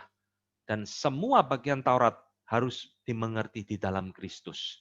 Kalau saudara sudah bisa mengerti bagian ini, saya rasa kita tidak ada kesulitan melihat Taurat dan Injil dan relasinya, relevansinya bagi kita orang percaya. Di dalam kitab Ibrani, mulai pasal 4 sampai pasal 11, ini kitab yang menarik bagaimana penulis Ibrani ini menghubungkan PL dengan PB, Injil dan Taurat. Yang khususnya di dalam Ibrani 10 ayat pertama, ya, di sana dikatakan bahwa di dalam Taurat yang ada itu hanya bayang-bayangnya saja. Karena Taurat itu tidak bisa menyelamatkan, tapi harus digenapi di dalam Yesus Kristus. Maka saudara, tanpa Kristus datang, Taurat itu tidak berfungsi secara maksimal. Taurat hanya bisa menunjukkan dosa, tapi Taurat tidak bisa menyelamatkan.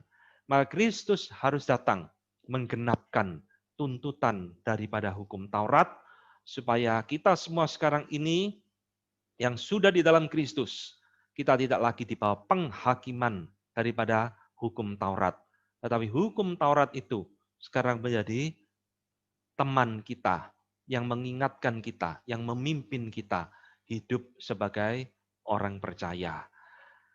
Materi saya sampai di sini, saya akan menutup share screen-nya dan saya kembalikan ke Stefani.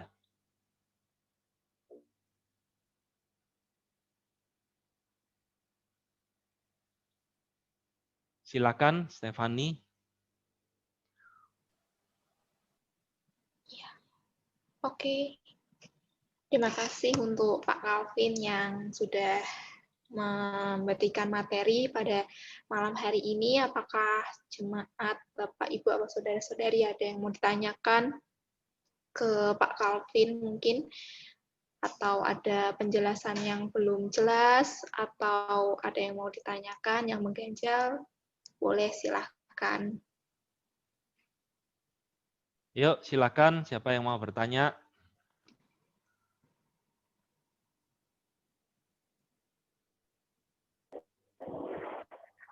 Pak, saya mau bertanya ya. Silakan, ya. Saya Rido. Iya, silakan. Berhubungan dengan penjelasan minggu lalu, itu dikatakan bahwa Calvin percaya Alkitab itu bersalah dalam terjemahannya. Iya, iya. Kalau nggak salah itu yang saya dengar dari apa yang disampaikan Pak Calvin.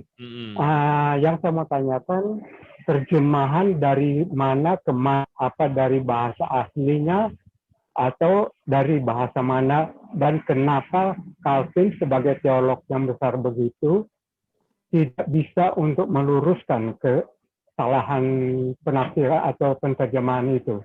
Ini yang pertama. Nanti yang selanjutnya nanti menyusul, Pak. Terima kasih. Ya, baik sekali ya. Saudara sekalian, kesalahan penerjemahan Alkitab itu dimulai dari mana? Dari bahasa asli kepada salinannya. Jadi saudara jangan berpikir kesalahan itu baru muncul abad ke-20 ketika diterjemahkan dalam bahasa Inggris atau dalam bahasa Indonesia. Enggak, saudara. Di dalam bahasa asli masing-masing, PL dalam Ibrani, PB di dalam Ibrani, kitab-kitab PB dalam itu, Yunani. ya Yunani, ketika kitab-kitab itu disalin, itu sudah terjadi kesalahan-kesalahan di dalam penyalinannya. Ini sesuatu yang tidak bisa dihindari. Karena kita tahu ya, di dalam teks salinan kitab PB Yunani itu kira-kira ada 5.000 salinan atau manuskrip yang ada perbedaan di sana dan di sini.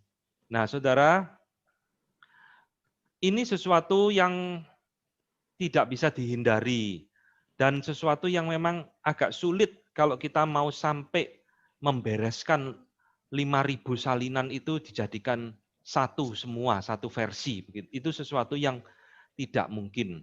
Jadi ada hal-hal yang tetap misteri, ya, siapa yang memulai kesalahan ini dan seterusnya, itu sesuatu yang tidak bisa dihindari.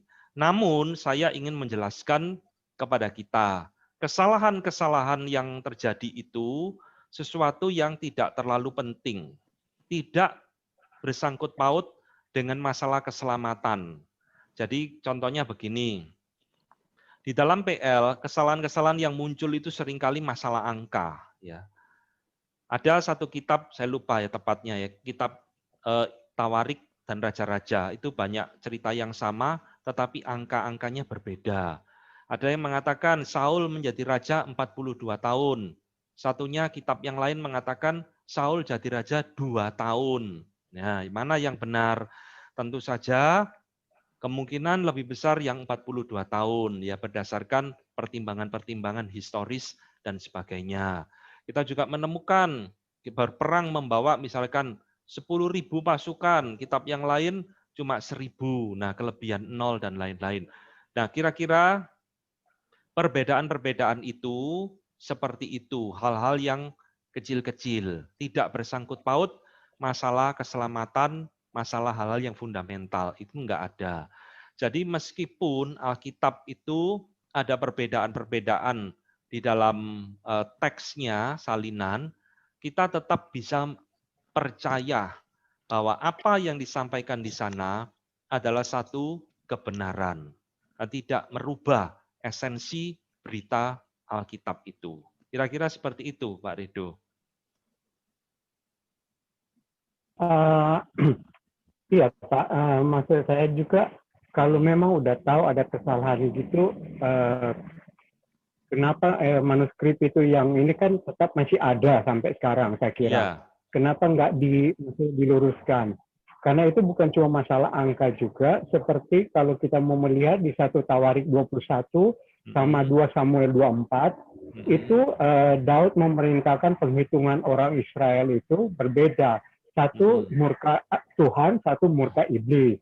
Iya. Dan juga Lukas pasal 4, Lukas pasal 4 sama Matius pasal 4, itu susunan dari pencobaan yang dialami oleh Yesus itu berbeda. Di dalam Matius yang kedua, di Lukas jadi yang ketiga. Itu kan berarti bukan masalah angka, tetapi udah agak maksudnya lebih dalam lagi gitu. Kira-kira gimana itu, Pak? Ya, yang saya maksud perbedaan itu bukan seperti itu, Pak. Jadi itu adalah perbedaan, kalau yang Pak Rido katakan, itu adalah perbedaan perspektif ya. Jadi urut-urutan itu berbeda, ya mungkin saja karena penulisannya menurut Lukas seperti ini, menurut Matius seperti itu dan sebagainya. Itu bisa terjadi karena kisah-kisah di dalam Perjanjian Baru, khususnya cerita tentang Injil, 4 Injil, itu kan berdasarkan sumber-sumber daripada oral, ya, perkataan, tradisi, maupun dari kitab-kitab yang sebelumnya sudah dituliskan. Pada waktu Tuhan Yesus disalib, kan Matius nggak hadir di situ, Lukas juga nggak hadir di situ, ngikuti Tuhan Yesus kemana-kemana, kan enggak.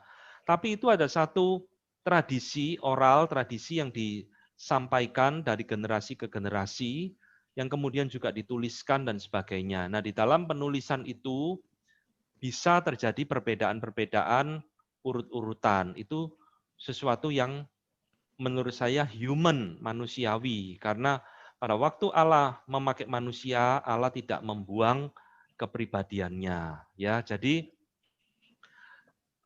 ada perbedaan-perbedaan seperti itu, juga ada perbedaan-perbedaan yang tadi saya katakan, masalah angka-angka, ada kelebihan 0, kekurangan 0, dan sebagainya.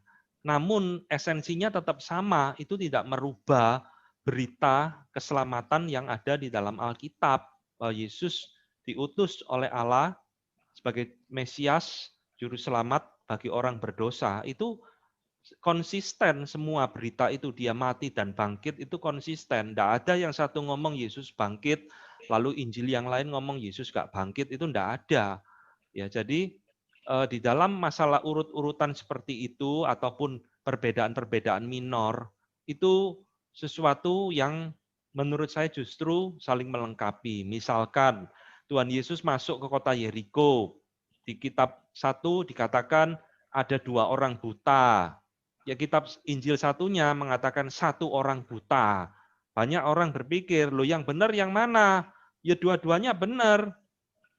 Kemungkinan besar yang 2 orang itu menyoroti karena 1 orang itu yang berteriak, Bartimius ya, Yesus anak Allah tolonglah saya. Jadi seolah-olah penulis yang satu menyoroti ada 1 orang buta, padahal kemungkinan itu ada 2 orang buta. Ya, lalu kalau kita melihat juga yang lain juga banyak, malaikat ketika dikubur Tuhan Yesus ada 1 atau 2 dan sebagainya.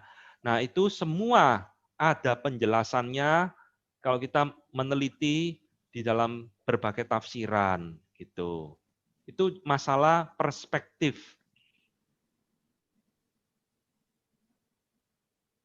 Sudah menjawab? Ya, terima kasih Pak Calvin. Ya, sama-sama. Terus saya masuk ini untuk materi hari ini, saya ingin tanyakan siapa pemimpin dari Anabaptis dan juga teonomis itu. Kenapa mereka bisa jadi radikal? Ya, jadi saudara, jadi kalau ya kenapa? Kelompok Anabaptis. Ya, silakan kalau mau bertanya lagi. Ya, yang dimaksud juga yang Michael Servetus itu siapa itu? Terima kasih ya. Ya, saudara, kelompok Anabaptis itu adalah masuk di dalam kategori Radical Reformation. Ya, jadi istilahnya ini kelompok yang menodai reformasi lah, begitu loh. Karena namanya itu istilah radikal itu kan negatif, karena mereka meradikalkan ajaran-ajaran reform. Salah satunya menolak baptisan anak. Yang kedua, mereka juga menolak perjanjian lama. Dan beberapa di antara mereka juga menolak original sin, dosa turunan. Jadi orang reform sendiri, kaum reformator pada masa itu juga kurang simpatik dengan kelompok radical reformation. Nah, mereka ini siapa? Dari mana munculnya? Dari sepanjang literatur yang saya baca, Radical Reformation ini merupakan murid-murid daripada Zwingli, pengikut Zwingli, yang akhirnya menjadi radikal. Nah, kalau saudara pernah mendengar nama tokoh-tokohnya itu Menno Simon. Ya, Menno Simon, orang Belanda. Menno Simon, Yang kemudian muncullah gereja namanya Mennonite. Nah, itu ada di Indonesia ya, sinode yang beraliran Mennonite. Nah, itu berasal dari nama Menno Simon, teolog Anabaptis, dan juga ada Balthasar Hubmaier dan sebagainya. Tapi mereka itu pemikirannya tidak terlalu signifikan, tidak terlalu mempengaruhi dunia. Ya, kira-kira seperti itu kondisi atau keadaan daripada masa reformasi. Lalu Michael Severtus itu siapa? Nah, Michael Severtus ini adalah bidat, ya, heresi, tokoh aliran sesat yang seringkali namanya dihubungkan dengan John Calvin. Karena dia mati di Jenewa, dibakar hidup-hidup di kota Jenewa atas persetujuan daripada John Calvin. Nah, ini menjadi satu hal yang seringkali diperdebatkan bahwa Calvin membunuh Severtus. Saya sekalian mau memberikan satu penjelasan ya. Saudara, kalau di dalam dunia internet sekarang ini banyak orang menyerang aliran reform. Saya pernah melihat satu video di YouTube, kelompok-kelompok yang anti dengan reform, mereka mengadakan wawancara sambil tertawa-tawa, seolah-olah mengejek, melecehkan teologi reform, dan yang dibahas salah satunya adalah mengenai kasus Michael Severtus. Ya, dianggap Calvin yang membunuh Michael Severtus. Saudara, ini tidak mengerti sejarah. Calvin itu tidak pernah membunuh Michael Severtus. Lah, siapa dia kok berani bakar-bakar orang sembarangan? Michael Severtus itu seorang bidat. Jadi dia ini orang yang anti-trinitarian, anti-tritunggal, yang merupakan juga buronan gereja Roma Katolik. Jadi zaman itu, bidat itu memang kalau tidak bisa dipertobatkan, itu resikonya adalah dihukum mati. Jadi saudara kalau mau membaca reformasi, saudara harus masuk ke dalam sejarah reformasi, konteks zaman saat itu. Jangan dilihat di dalam konteks zaman sekarang. Kalau zaman sekarang saudara ngomong ini tidak ada HAM dan sebagainya. Tapi zaman dahulu itu tidak melanggar HAM. Karena memang itu konteksnya seperti itu. Ya, bidat itu resikonya dibunuh. Tetapi Calvin bukan yang membakar Michael Severtus. Pemerintah kota Jenewa itu bertanggung jawab terhadap gereja. Jadi mereka juga melindungi kondisi gereja ya daripada para bidat, dan mereka berkonsultasi dengan para hamba Tuhan termasuk Calvin. Dan Calvin menyetujui setelah dia mendatangi Michael Severtus di penjara berulang kali menasehati supaya bertobat. Tetapi Michael Severtus tidak mau menarik pengajarannya. Bahkan dia menghina Trinitarian itu seperti ajaran iblis ya. Nah, itulah sebabnya Calvin melihat ini orang berbahaya. Kalau dibiarkan terus, maka ini bisa meracuni gereja pada masa itu. Sehingga dia menyetujui. Maka dia setelah berkonsultasi juga dengan hamba-hamba Tuhan yang lain. Dia menyetujui bahwa Michael Severtus harus dihukum mati. Seperti itu konteksnya. Jadi bukan sendiri Calvin yang bakar Michael Severtus seolah-olah seperti orang barbar begitu. Itu orang tidak ngerti sejarah itu. Sudah jelas Pak Ridho? Ya, terima kasih Pak. Dan saya kasih kesempatan yang teman-teman yang lain mungkin mau bertanya. Ya, silakan. Terima kasih.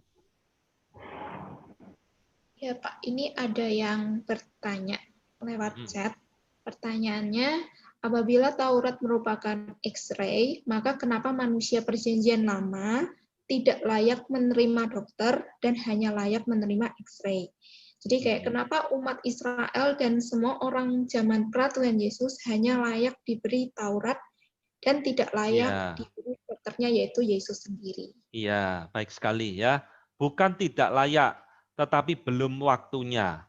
Jadi saudara, Injil itu sudah ada di dalam perjanjian lama. Kalau Injil tidak ada di dalam perjanjian lama, maka Abraham tidak selamat, saudara. Daud tidak selamat, nabi-nabi yang tidak selamat. Injil itu sudah ada di dalam perjanjian lama, tetapi masih di dalam bayang-bayang. Yang lebih dominan memang adalah Tauratnya. Tetapi Kristus itu sudah ada di dalam PL dalam bentuk bayang-bayang. Bayang-bayang apa? Di dalam ceremonial law yang tadi saya katakan. Domba yang disembelih itu melambangkan Kristus yang mati. Darahnya harus tercucur, itu melambangkan kematian Kristus. Maka Yohanes Pembaptis lihatlah anak domba Allah ya yang menjadi juru selamat dunia. Jadi di dalam PL, saudara, Tuhan bukan hanya memberikan X-ray atau Taurat, tapi Tuhan sudah mulai memberikan obatnya, Kristus. Mereka beriman kepada Kristus di dalam bayang-bayang. Meskipun mereka tidak pernah melihat wujud Yesus datang sebagai manusia. Tapi mereka percaya kepada Kristus yang dijanjikan itu. Nah, seperti itu, Stefani, jawabannya. Apakah ada yang mau bertanya lagi? Mungkin masih ada yang belum jelas. Boleh, bisa ditanyakan. Ya, Pak Calvin, mungkin bisa tolong dijelaskan. Kalau tadi Taurat dikatakan bahwa akan menuntun seseorang itu menanti anugerah dalam Kristus. Nah, justru kalau kita tahu bahwa Yesus Kristus sudah datang, Mesias sudah datang di tengah-tengah orang Yahudi. Nah, kenapa orang Yahudi itu yang punya Taurat itu mereka justru menolak, meremehkan, menghina, dan bahkan membunuh Yesus gitu loh. Ya, baik sekali ya. Nah, saudara yang dikasih Tuhan, kalau sudah membaca di dalam perjanjian baru, itu satu hal yang ironis ya. Tuhan Yesus datang sebagai orang Yahudi, menggenapkan Taurat yang diberikan Allah kepada mereka dalam PL, justru Tuhan Yesus ditolak, bahkan dibunuh. Nah, kenapa kok bisa terjadi seperti itu? Itu ada satu hal, karena mereka keliru memaknai dari Taurat itu sendiri. Nah, inilah salah satu hal yang menjadi concern di dalam diri Paulus ketika dia menuliskan Roma dan Galatia. Jadi orang Yahudi ini, saudara, justru menganggap Taurat itu menjadi kebanggaan mereka. Taurat itu dianggap sebagai satu simbol kesombongan rohani. Kami orang pilihan Tuhan, kami punya Taurat, kalian bangsa kafir, tidak punya Taurat, kalian bukan umat pilihan Allah. Nah, kira-kira seperti itu.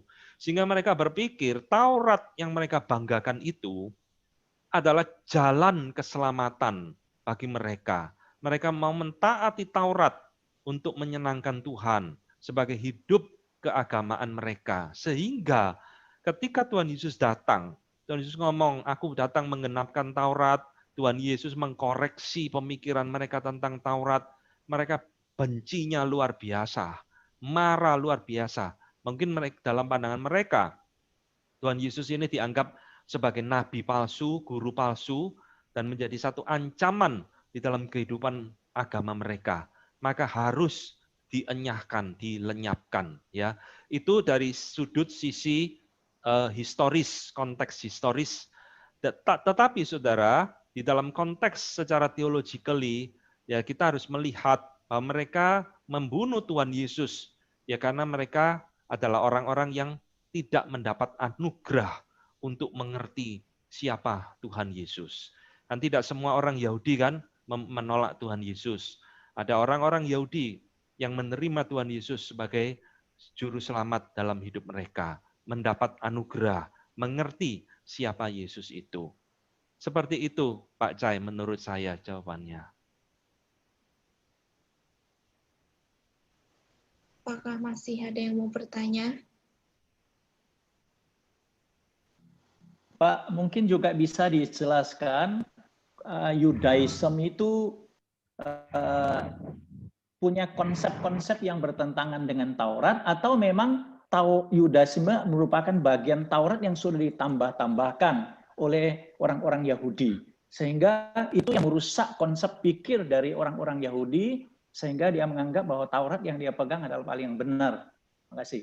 Ya, jadi saudara, sejauh saya mempelajari tentang Yudaism, ya tentang Jewish religion, Yudaisme itu sendiri berkembang luar biasa.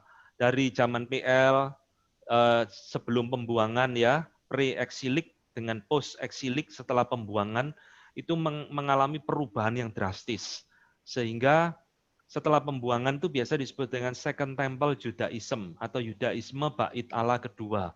Ketika mereka pulang dari pembuangan Babel, mereka membawa satu spirit yang baru tentang Torah itu sendiri. Dan itu merupakan cikal bakal munculnya sekte Farisi.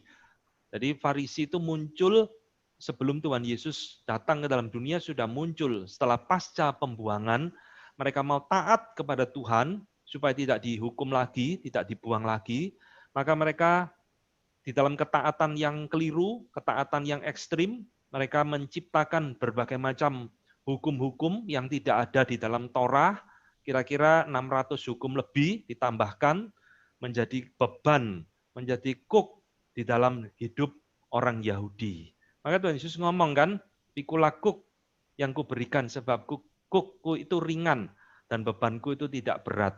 Kan Tuhan Yesus datang mau membebaskan bangsa Yahudi dari belenggu hukum Taurat yang diciptakan oleh ahli-ahli Taurat, orang Farisi ini. Nah, saudara, memang itulah kondisi ya daripada Yudaisme yang membelenggu hidup bangsa Yahudi pada masa itu dengan berbagai macam hukum Taurat. Dan di dalam Matius 23 kan Tuhan Yesus berkata 7 kata celaka kan. Celakalah kamu orang Taurat, kamu seperti orang buta menuntun orang buta, kamu seperti kubur yang luarnya bagus, dalamnya penuh tulang belulang busuk. Itu semua ada kritik Tuhan Yesus terhadap konteks keagamaan pada masa itu, ya. Jadi kalau kita mengerti bagian ini, saudara, oh Taurat itu kira-kira seperti itu ya, maka kita bersyukur Tuhan Yesus datang membebaskan kita dari kutuk dan belenggu Taurat. Sehingga Taurat itu tidak lagi menjadi musuh di dalam hidup kita, tapi justru menjadi positif di dalam hidup kita. Demikian Pak Cai jawaban saya. Ya, makasih Pak Calvin. Iya, sama-sama. Ini ada teks. Iya, ini ada teks di chat. Mengapa setelah saya bacakan ya, dari Pak Andreas Aditya, mengapa setelah 2000 tahun sejak kedatangan Tuhan Yesus, orang Israel masih belum percaya bahwa Tuhan Yesus datang untuk menggenapi hukum Taurat? Ya itu tadi, dari perspektif manusia, mereka tidak mau menerima Tuhan Yesus karena mereka tidak menganggap dan tidak melihat kebutuhan akan Mesias. Kenapa membutuhkan Mesias? Karena kami memiliki Taurat kok. Kami bisa hidup sempurna mentaati hukum Taurat. Nah, tapi dari sudut perspektif teologis, kita mengatakan orang-orang ini tidak mendapat atau belum mendapat anugerah dari Tuhan untuk mengerti dan mengenal Tuhan Yesus di dalam hidup mereka. Ya, jadi saudara, kita tidak bisa mengharapkan bangsa Yahudi zaman sekarang ini semuanya akan menerima Tuhan Yesus. Rasanya di dalam konsep predestinasi Allah, Allah tidak pernah menganak-emaskan satu suku atau satu bangsa semuanya itu selamat. Enggak. Saya rasa kok enggak ya. Enggak ada seperti itu. Sebaliknya juga sama. Dalam konsep predestinasi, kok rasanya tidak ada atau tidak muncul satu bangsa yang semuanya itu tidak mengenal Tuhan sama sekali. Rasanya kok juga tidak ada. Di Arab ada orang pilihan Tuhan. Di India ada orang pilihan Tuhan. Di Afrika ada orang pilihan Tuhan. Dan sebagainya. Termasuk itu berlaku bagi orang Yahudi. Jangankan orang Yahudi zaman sekarang, zamannya Musa, Tuhan musnahkan satu hari 3.000 orang. Tuhan musnahkan. Itu bukan orang pilihan. Ya, jadi kita tidak perlu heran kenapa orang Yahudi kok menolak Yesus. Ya anggaplah sama seperti bangsa-bangsa lain yang belum mendapat anugerah, mereka juga menolak Yesus. Nah, kita juga tidak perlu terlalu menginginkan atau sampai terkagum-kagum dengan orang Yahudi. Mereka harus diselamatkan semua. Saya rasa tidak demikian. Ya, itu jawaban saya, Pak Aditya. Pak Calvin. Ya, Saya mau tanya lagi, bukan tanya ya, saya mau melihat dari persamaan atau kesamaan atau yang tidak sama dari fungsi dari apa yang ini sama Calvin sama Luther. Fungsi yang ketiga itu kan sebagai penuntun hidup orang percaya, sama Luther nggak sampai di situ, cuma berhenti kedua aja. Iya. Karena saya melihat kemungkinan Luther kan melihat dari apa firman Tuhan di dalam Injil kan Yesus sendiri mengatakan bahwa kamu dulu mendengar siapa yang mencuri dia berdosa, tapi sekarang Tuhan mengatakan menginginkan saja sudah berdosa. Kalau dulu kamu membunuh berdosa, sekarang kamu membenci saudara aja sudah berdosa. Kemungkinan dari situ sehingga menurut Luther nggak perlu tahu aja tentang hukum Taurat, tapi maksudnya bukan sebagai ikatan kepada orang yang percaya untuk melaksanakan, karena semuanya sudah digenapkan oleh Yesus. Kayak gitu mungkin.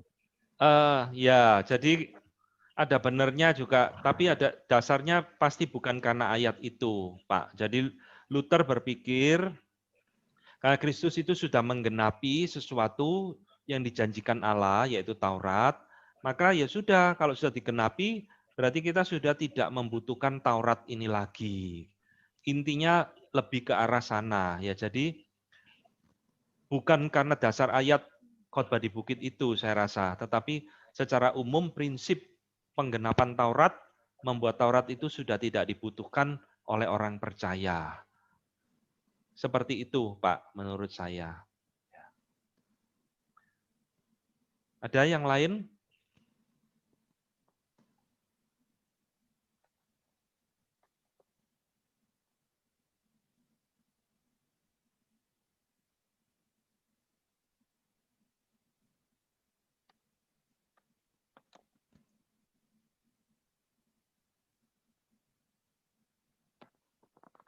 Iya Pak, boleh saya tanya lagi? Ya, silakan.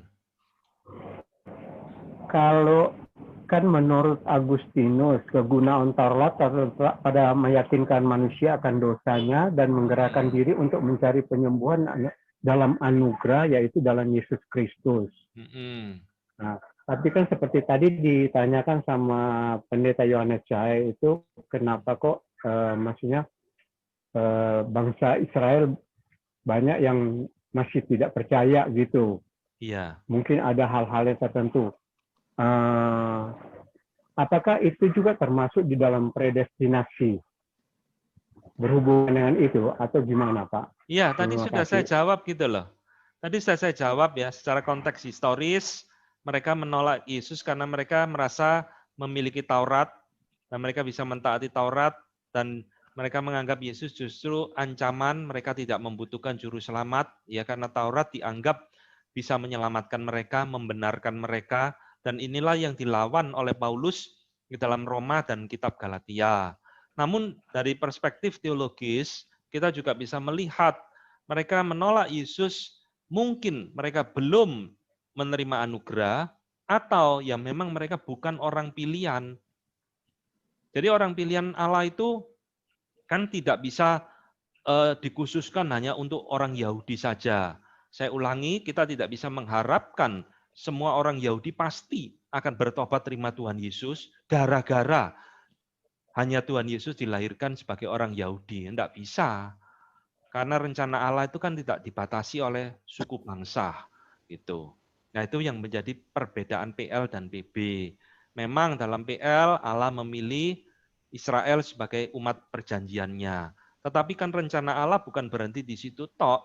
Kan sejak zaman Abraham, Tuhan sudah ngomong, aku akan membuat keturunanmu menjadi banyak, seperti pasir, seperti bintang.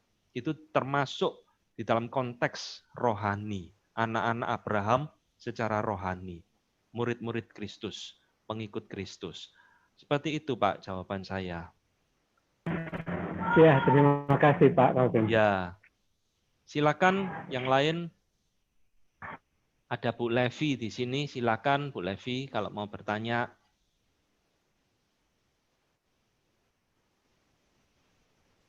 Pak Aryo enggak ada di sini. Saya Pak Nami mau tanya. Ya, silakan. Pak, ini tentang seremonial itu loh. Iya. Pak, ada sebuah gereja yang menerangkan, maksudnya memang tidak ikut seperti di perjanjian lama, tapi dia mengartikan beberapa untuk kehidupan kita saat ini. Misalkan ya Pak, kita memakan makanan dari binatang yang memamah biak, berkuku dua.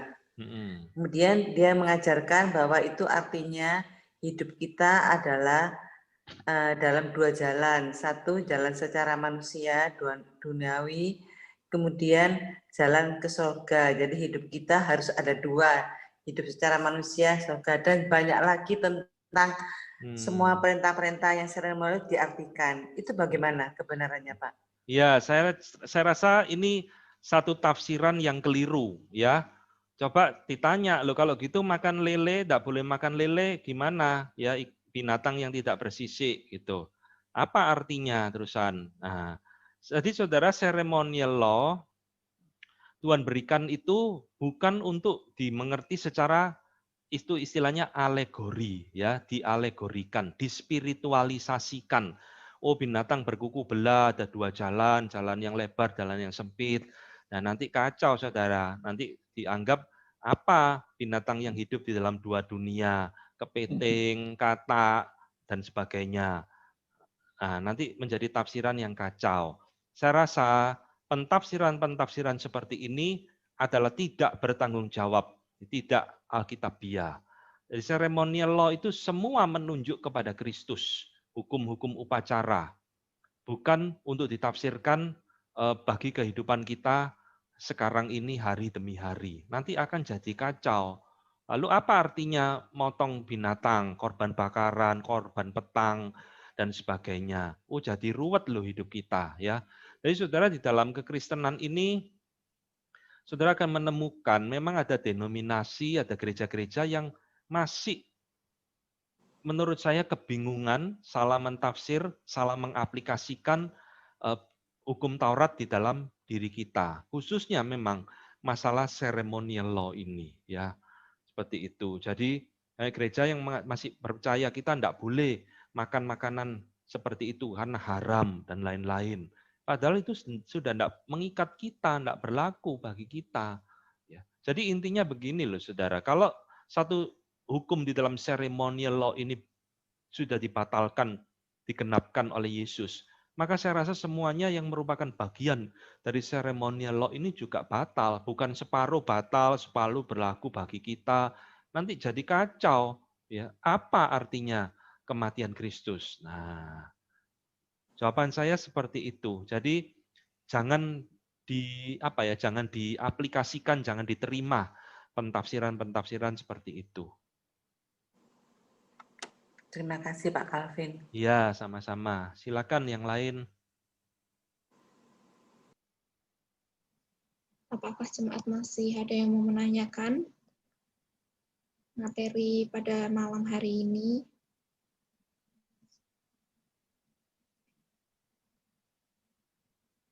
Saya harap penjelasan saya sudah cukup jelas ya, sehingga saudara hari ini memiliki gambaran yang lebih utuh tentang hukum Taurat, relasinya apa dengan kita, dan bagian mana yang sudah tidak mengikat kita, bagian mana yang berlaku, nah, mengapa kok tidak berlaku, mengapa yang itu masih mengikat, dan sebagainya. Nah, itu semua harus jelas di dalam mindset kita, sehingga kita tidak lagi bingung membaca PL, tidak lagi bertanya-tanya, kok Paulus ngomong gini, ya kok Daud ngomong begitu tentang Taurat, kok Yesus ngomongnya lain lagi. Nah, semua itu ada penjelasannya.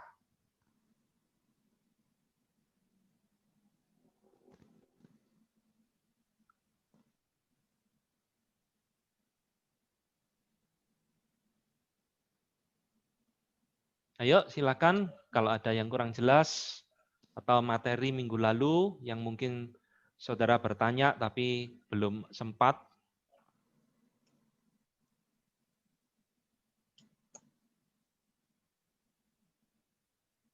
Apakah masih ada yang mau bertanya?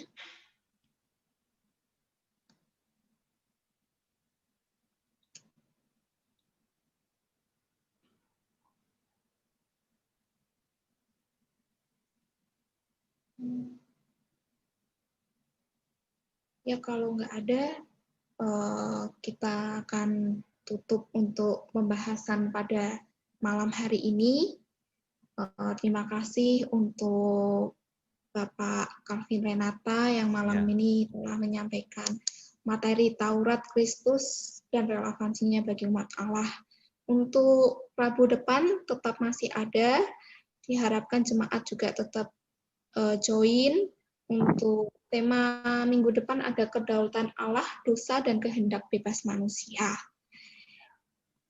Ya, boleh dengan kasih untuk Bapak Pendeta Yohanes Cahaya untuk menutupnya dalam doa. Ya, sekali lagi Pak Calvin, terima kasih. Kami Ya, sama-sama Pak Cai. Ya, dan semua peserta pada malam hari ini tentunya kita diberkati dengan firman Tuhan dan materi yang telah disampaikan. Mari kita masuk di dalam doa ya. Tuhan Allah kami di surga, kami mengucapkan syukur kepadamu karena Tuhan berkenan memimpin kami sehingga pada malam hari ini boleh hadir di dalam mengikuti acara webinar yang telah disampaikan oleh Pak Calvin Renata. Kami sungguh bersyukur Tuhan pada malam hari ini Engkau memberikan pemahaman yang baik bagi kami sehingga kami boleh mengerti tentang Taurat, Kristus dan relevansinya bagi kami sebagai umat-Mu ya Tuhan. Dan kami berdoa mengenai bahan ini apa yang telah kami dengar dan biarlah Tuhan kami pahami di dalam iman kehidupan kerohanian kami boleh senantiasa memiliki kemantapan untuk berjalan. Kami tidak salah lagi Tuhan di dalam kami mengambil keputusan atau di dalam penerapan di dalam kehidupan kami. Terima kasih Tuhan, berkati hamba-Mu yang pada minggu Rabu depan akan kembali menyampaikan materi yang lain, topik lain yang akan berguna bagi kami dan kami mohon Tuhan juga akan menuntun dan memimpin. Terima kasih Bapa di surga untuk pertemuan kami pada malam hari ini. Di dalam nama Tuhan Yesus Kristus kami telah berdoa. Amin. Amin. Ya. Amin. Terima kasih Pak Cai. Ya. Terima kasih. Ya, terima kasih. Terima kasih Pak Calvin. Sama-sama, terima kasih. Sampai ketemu minggu depan ya. Ya, Terima kasih banyak Pak. Terima kasih. Ya. Ya, sama-sama. Pak Calvin.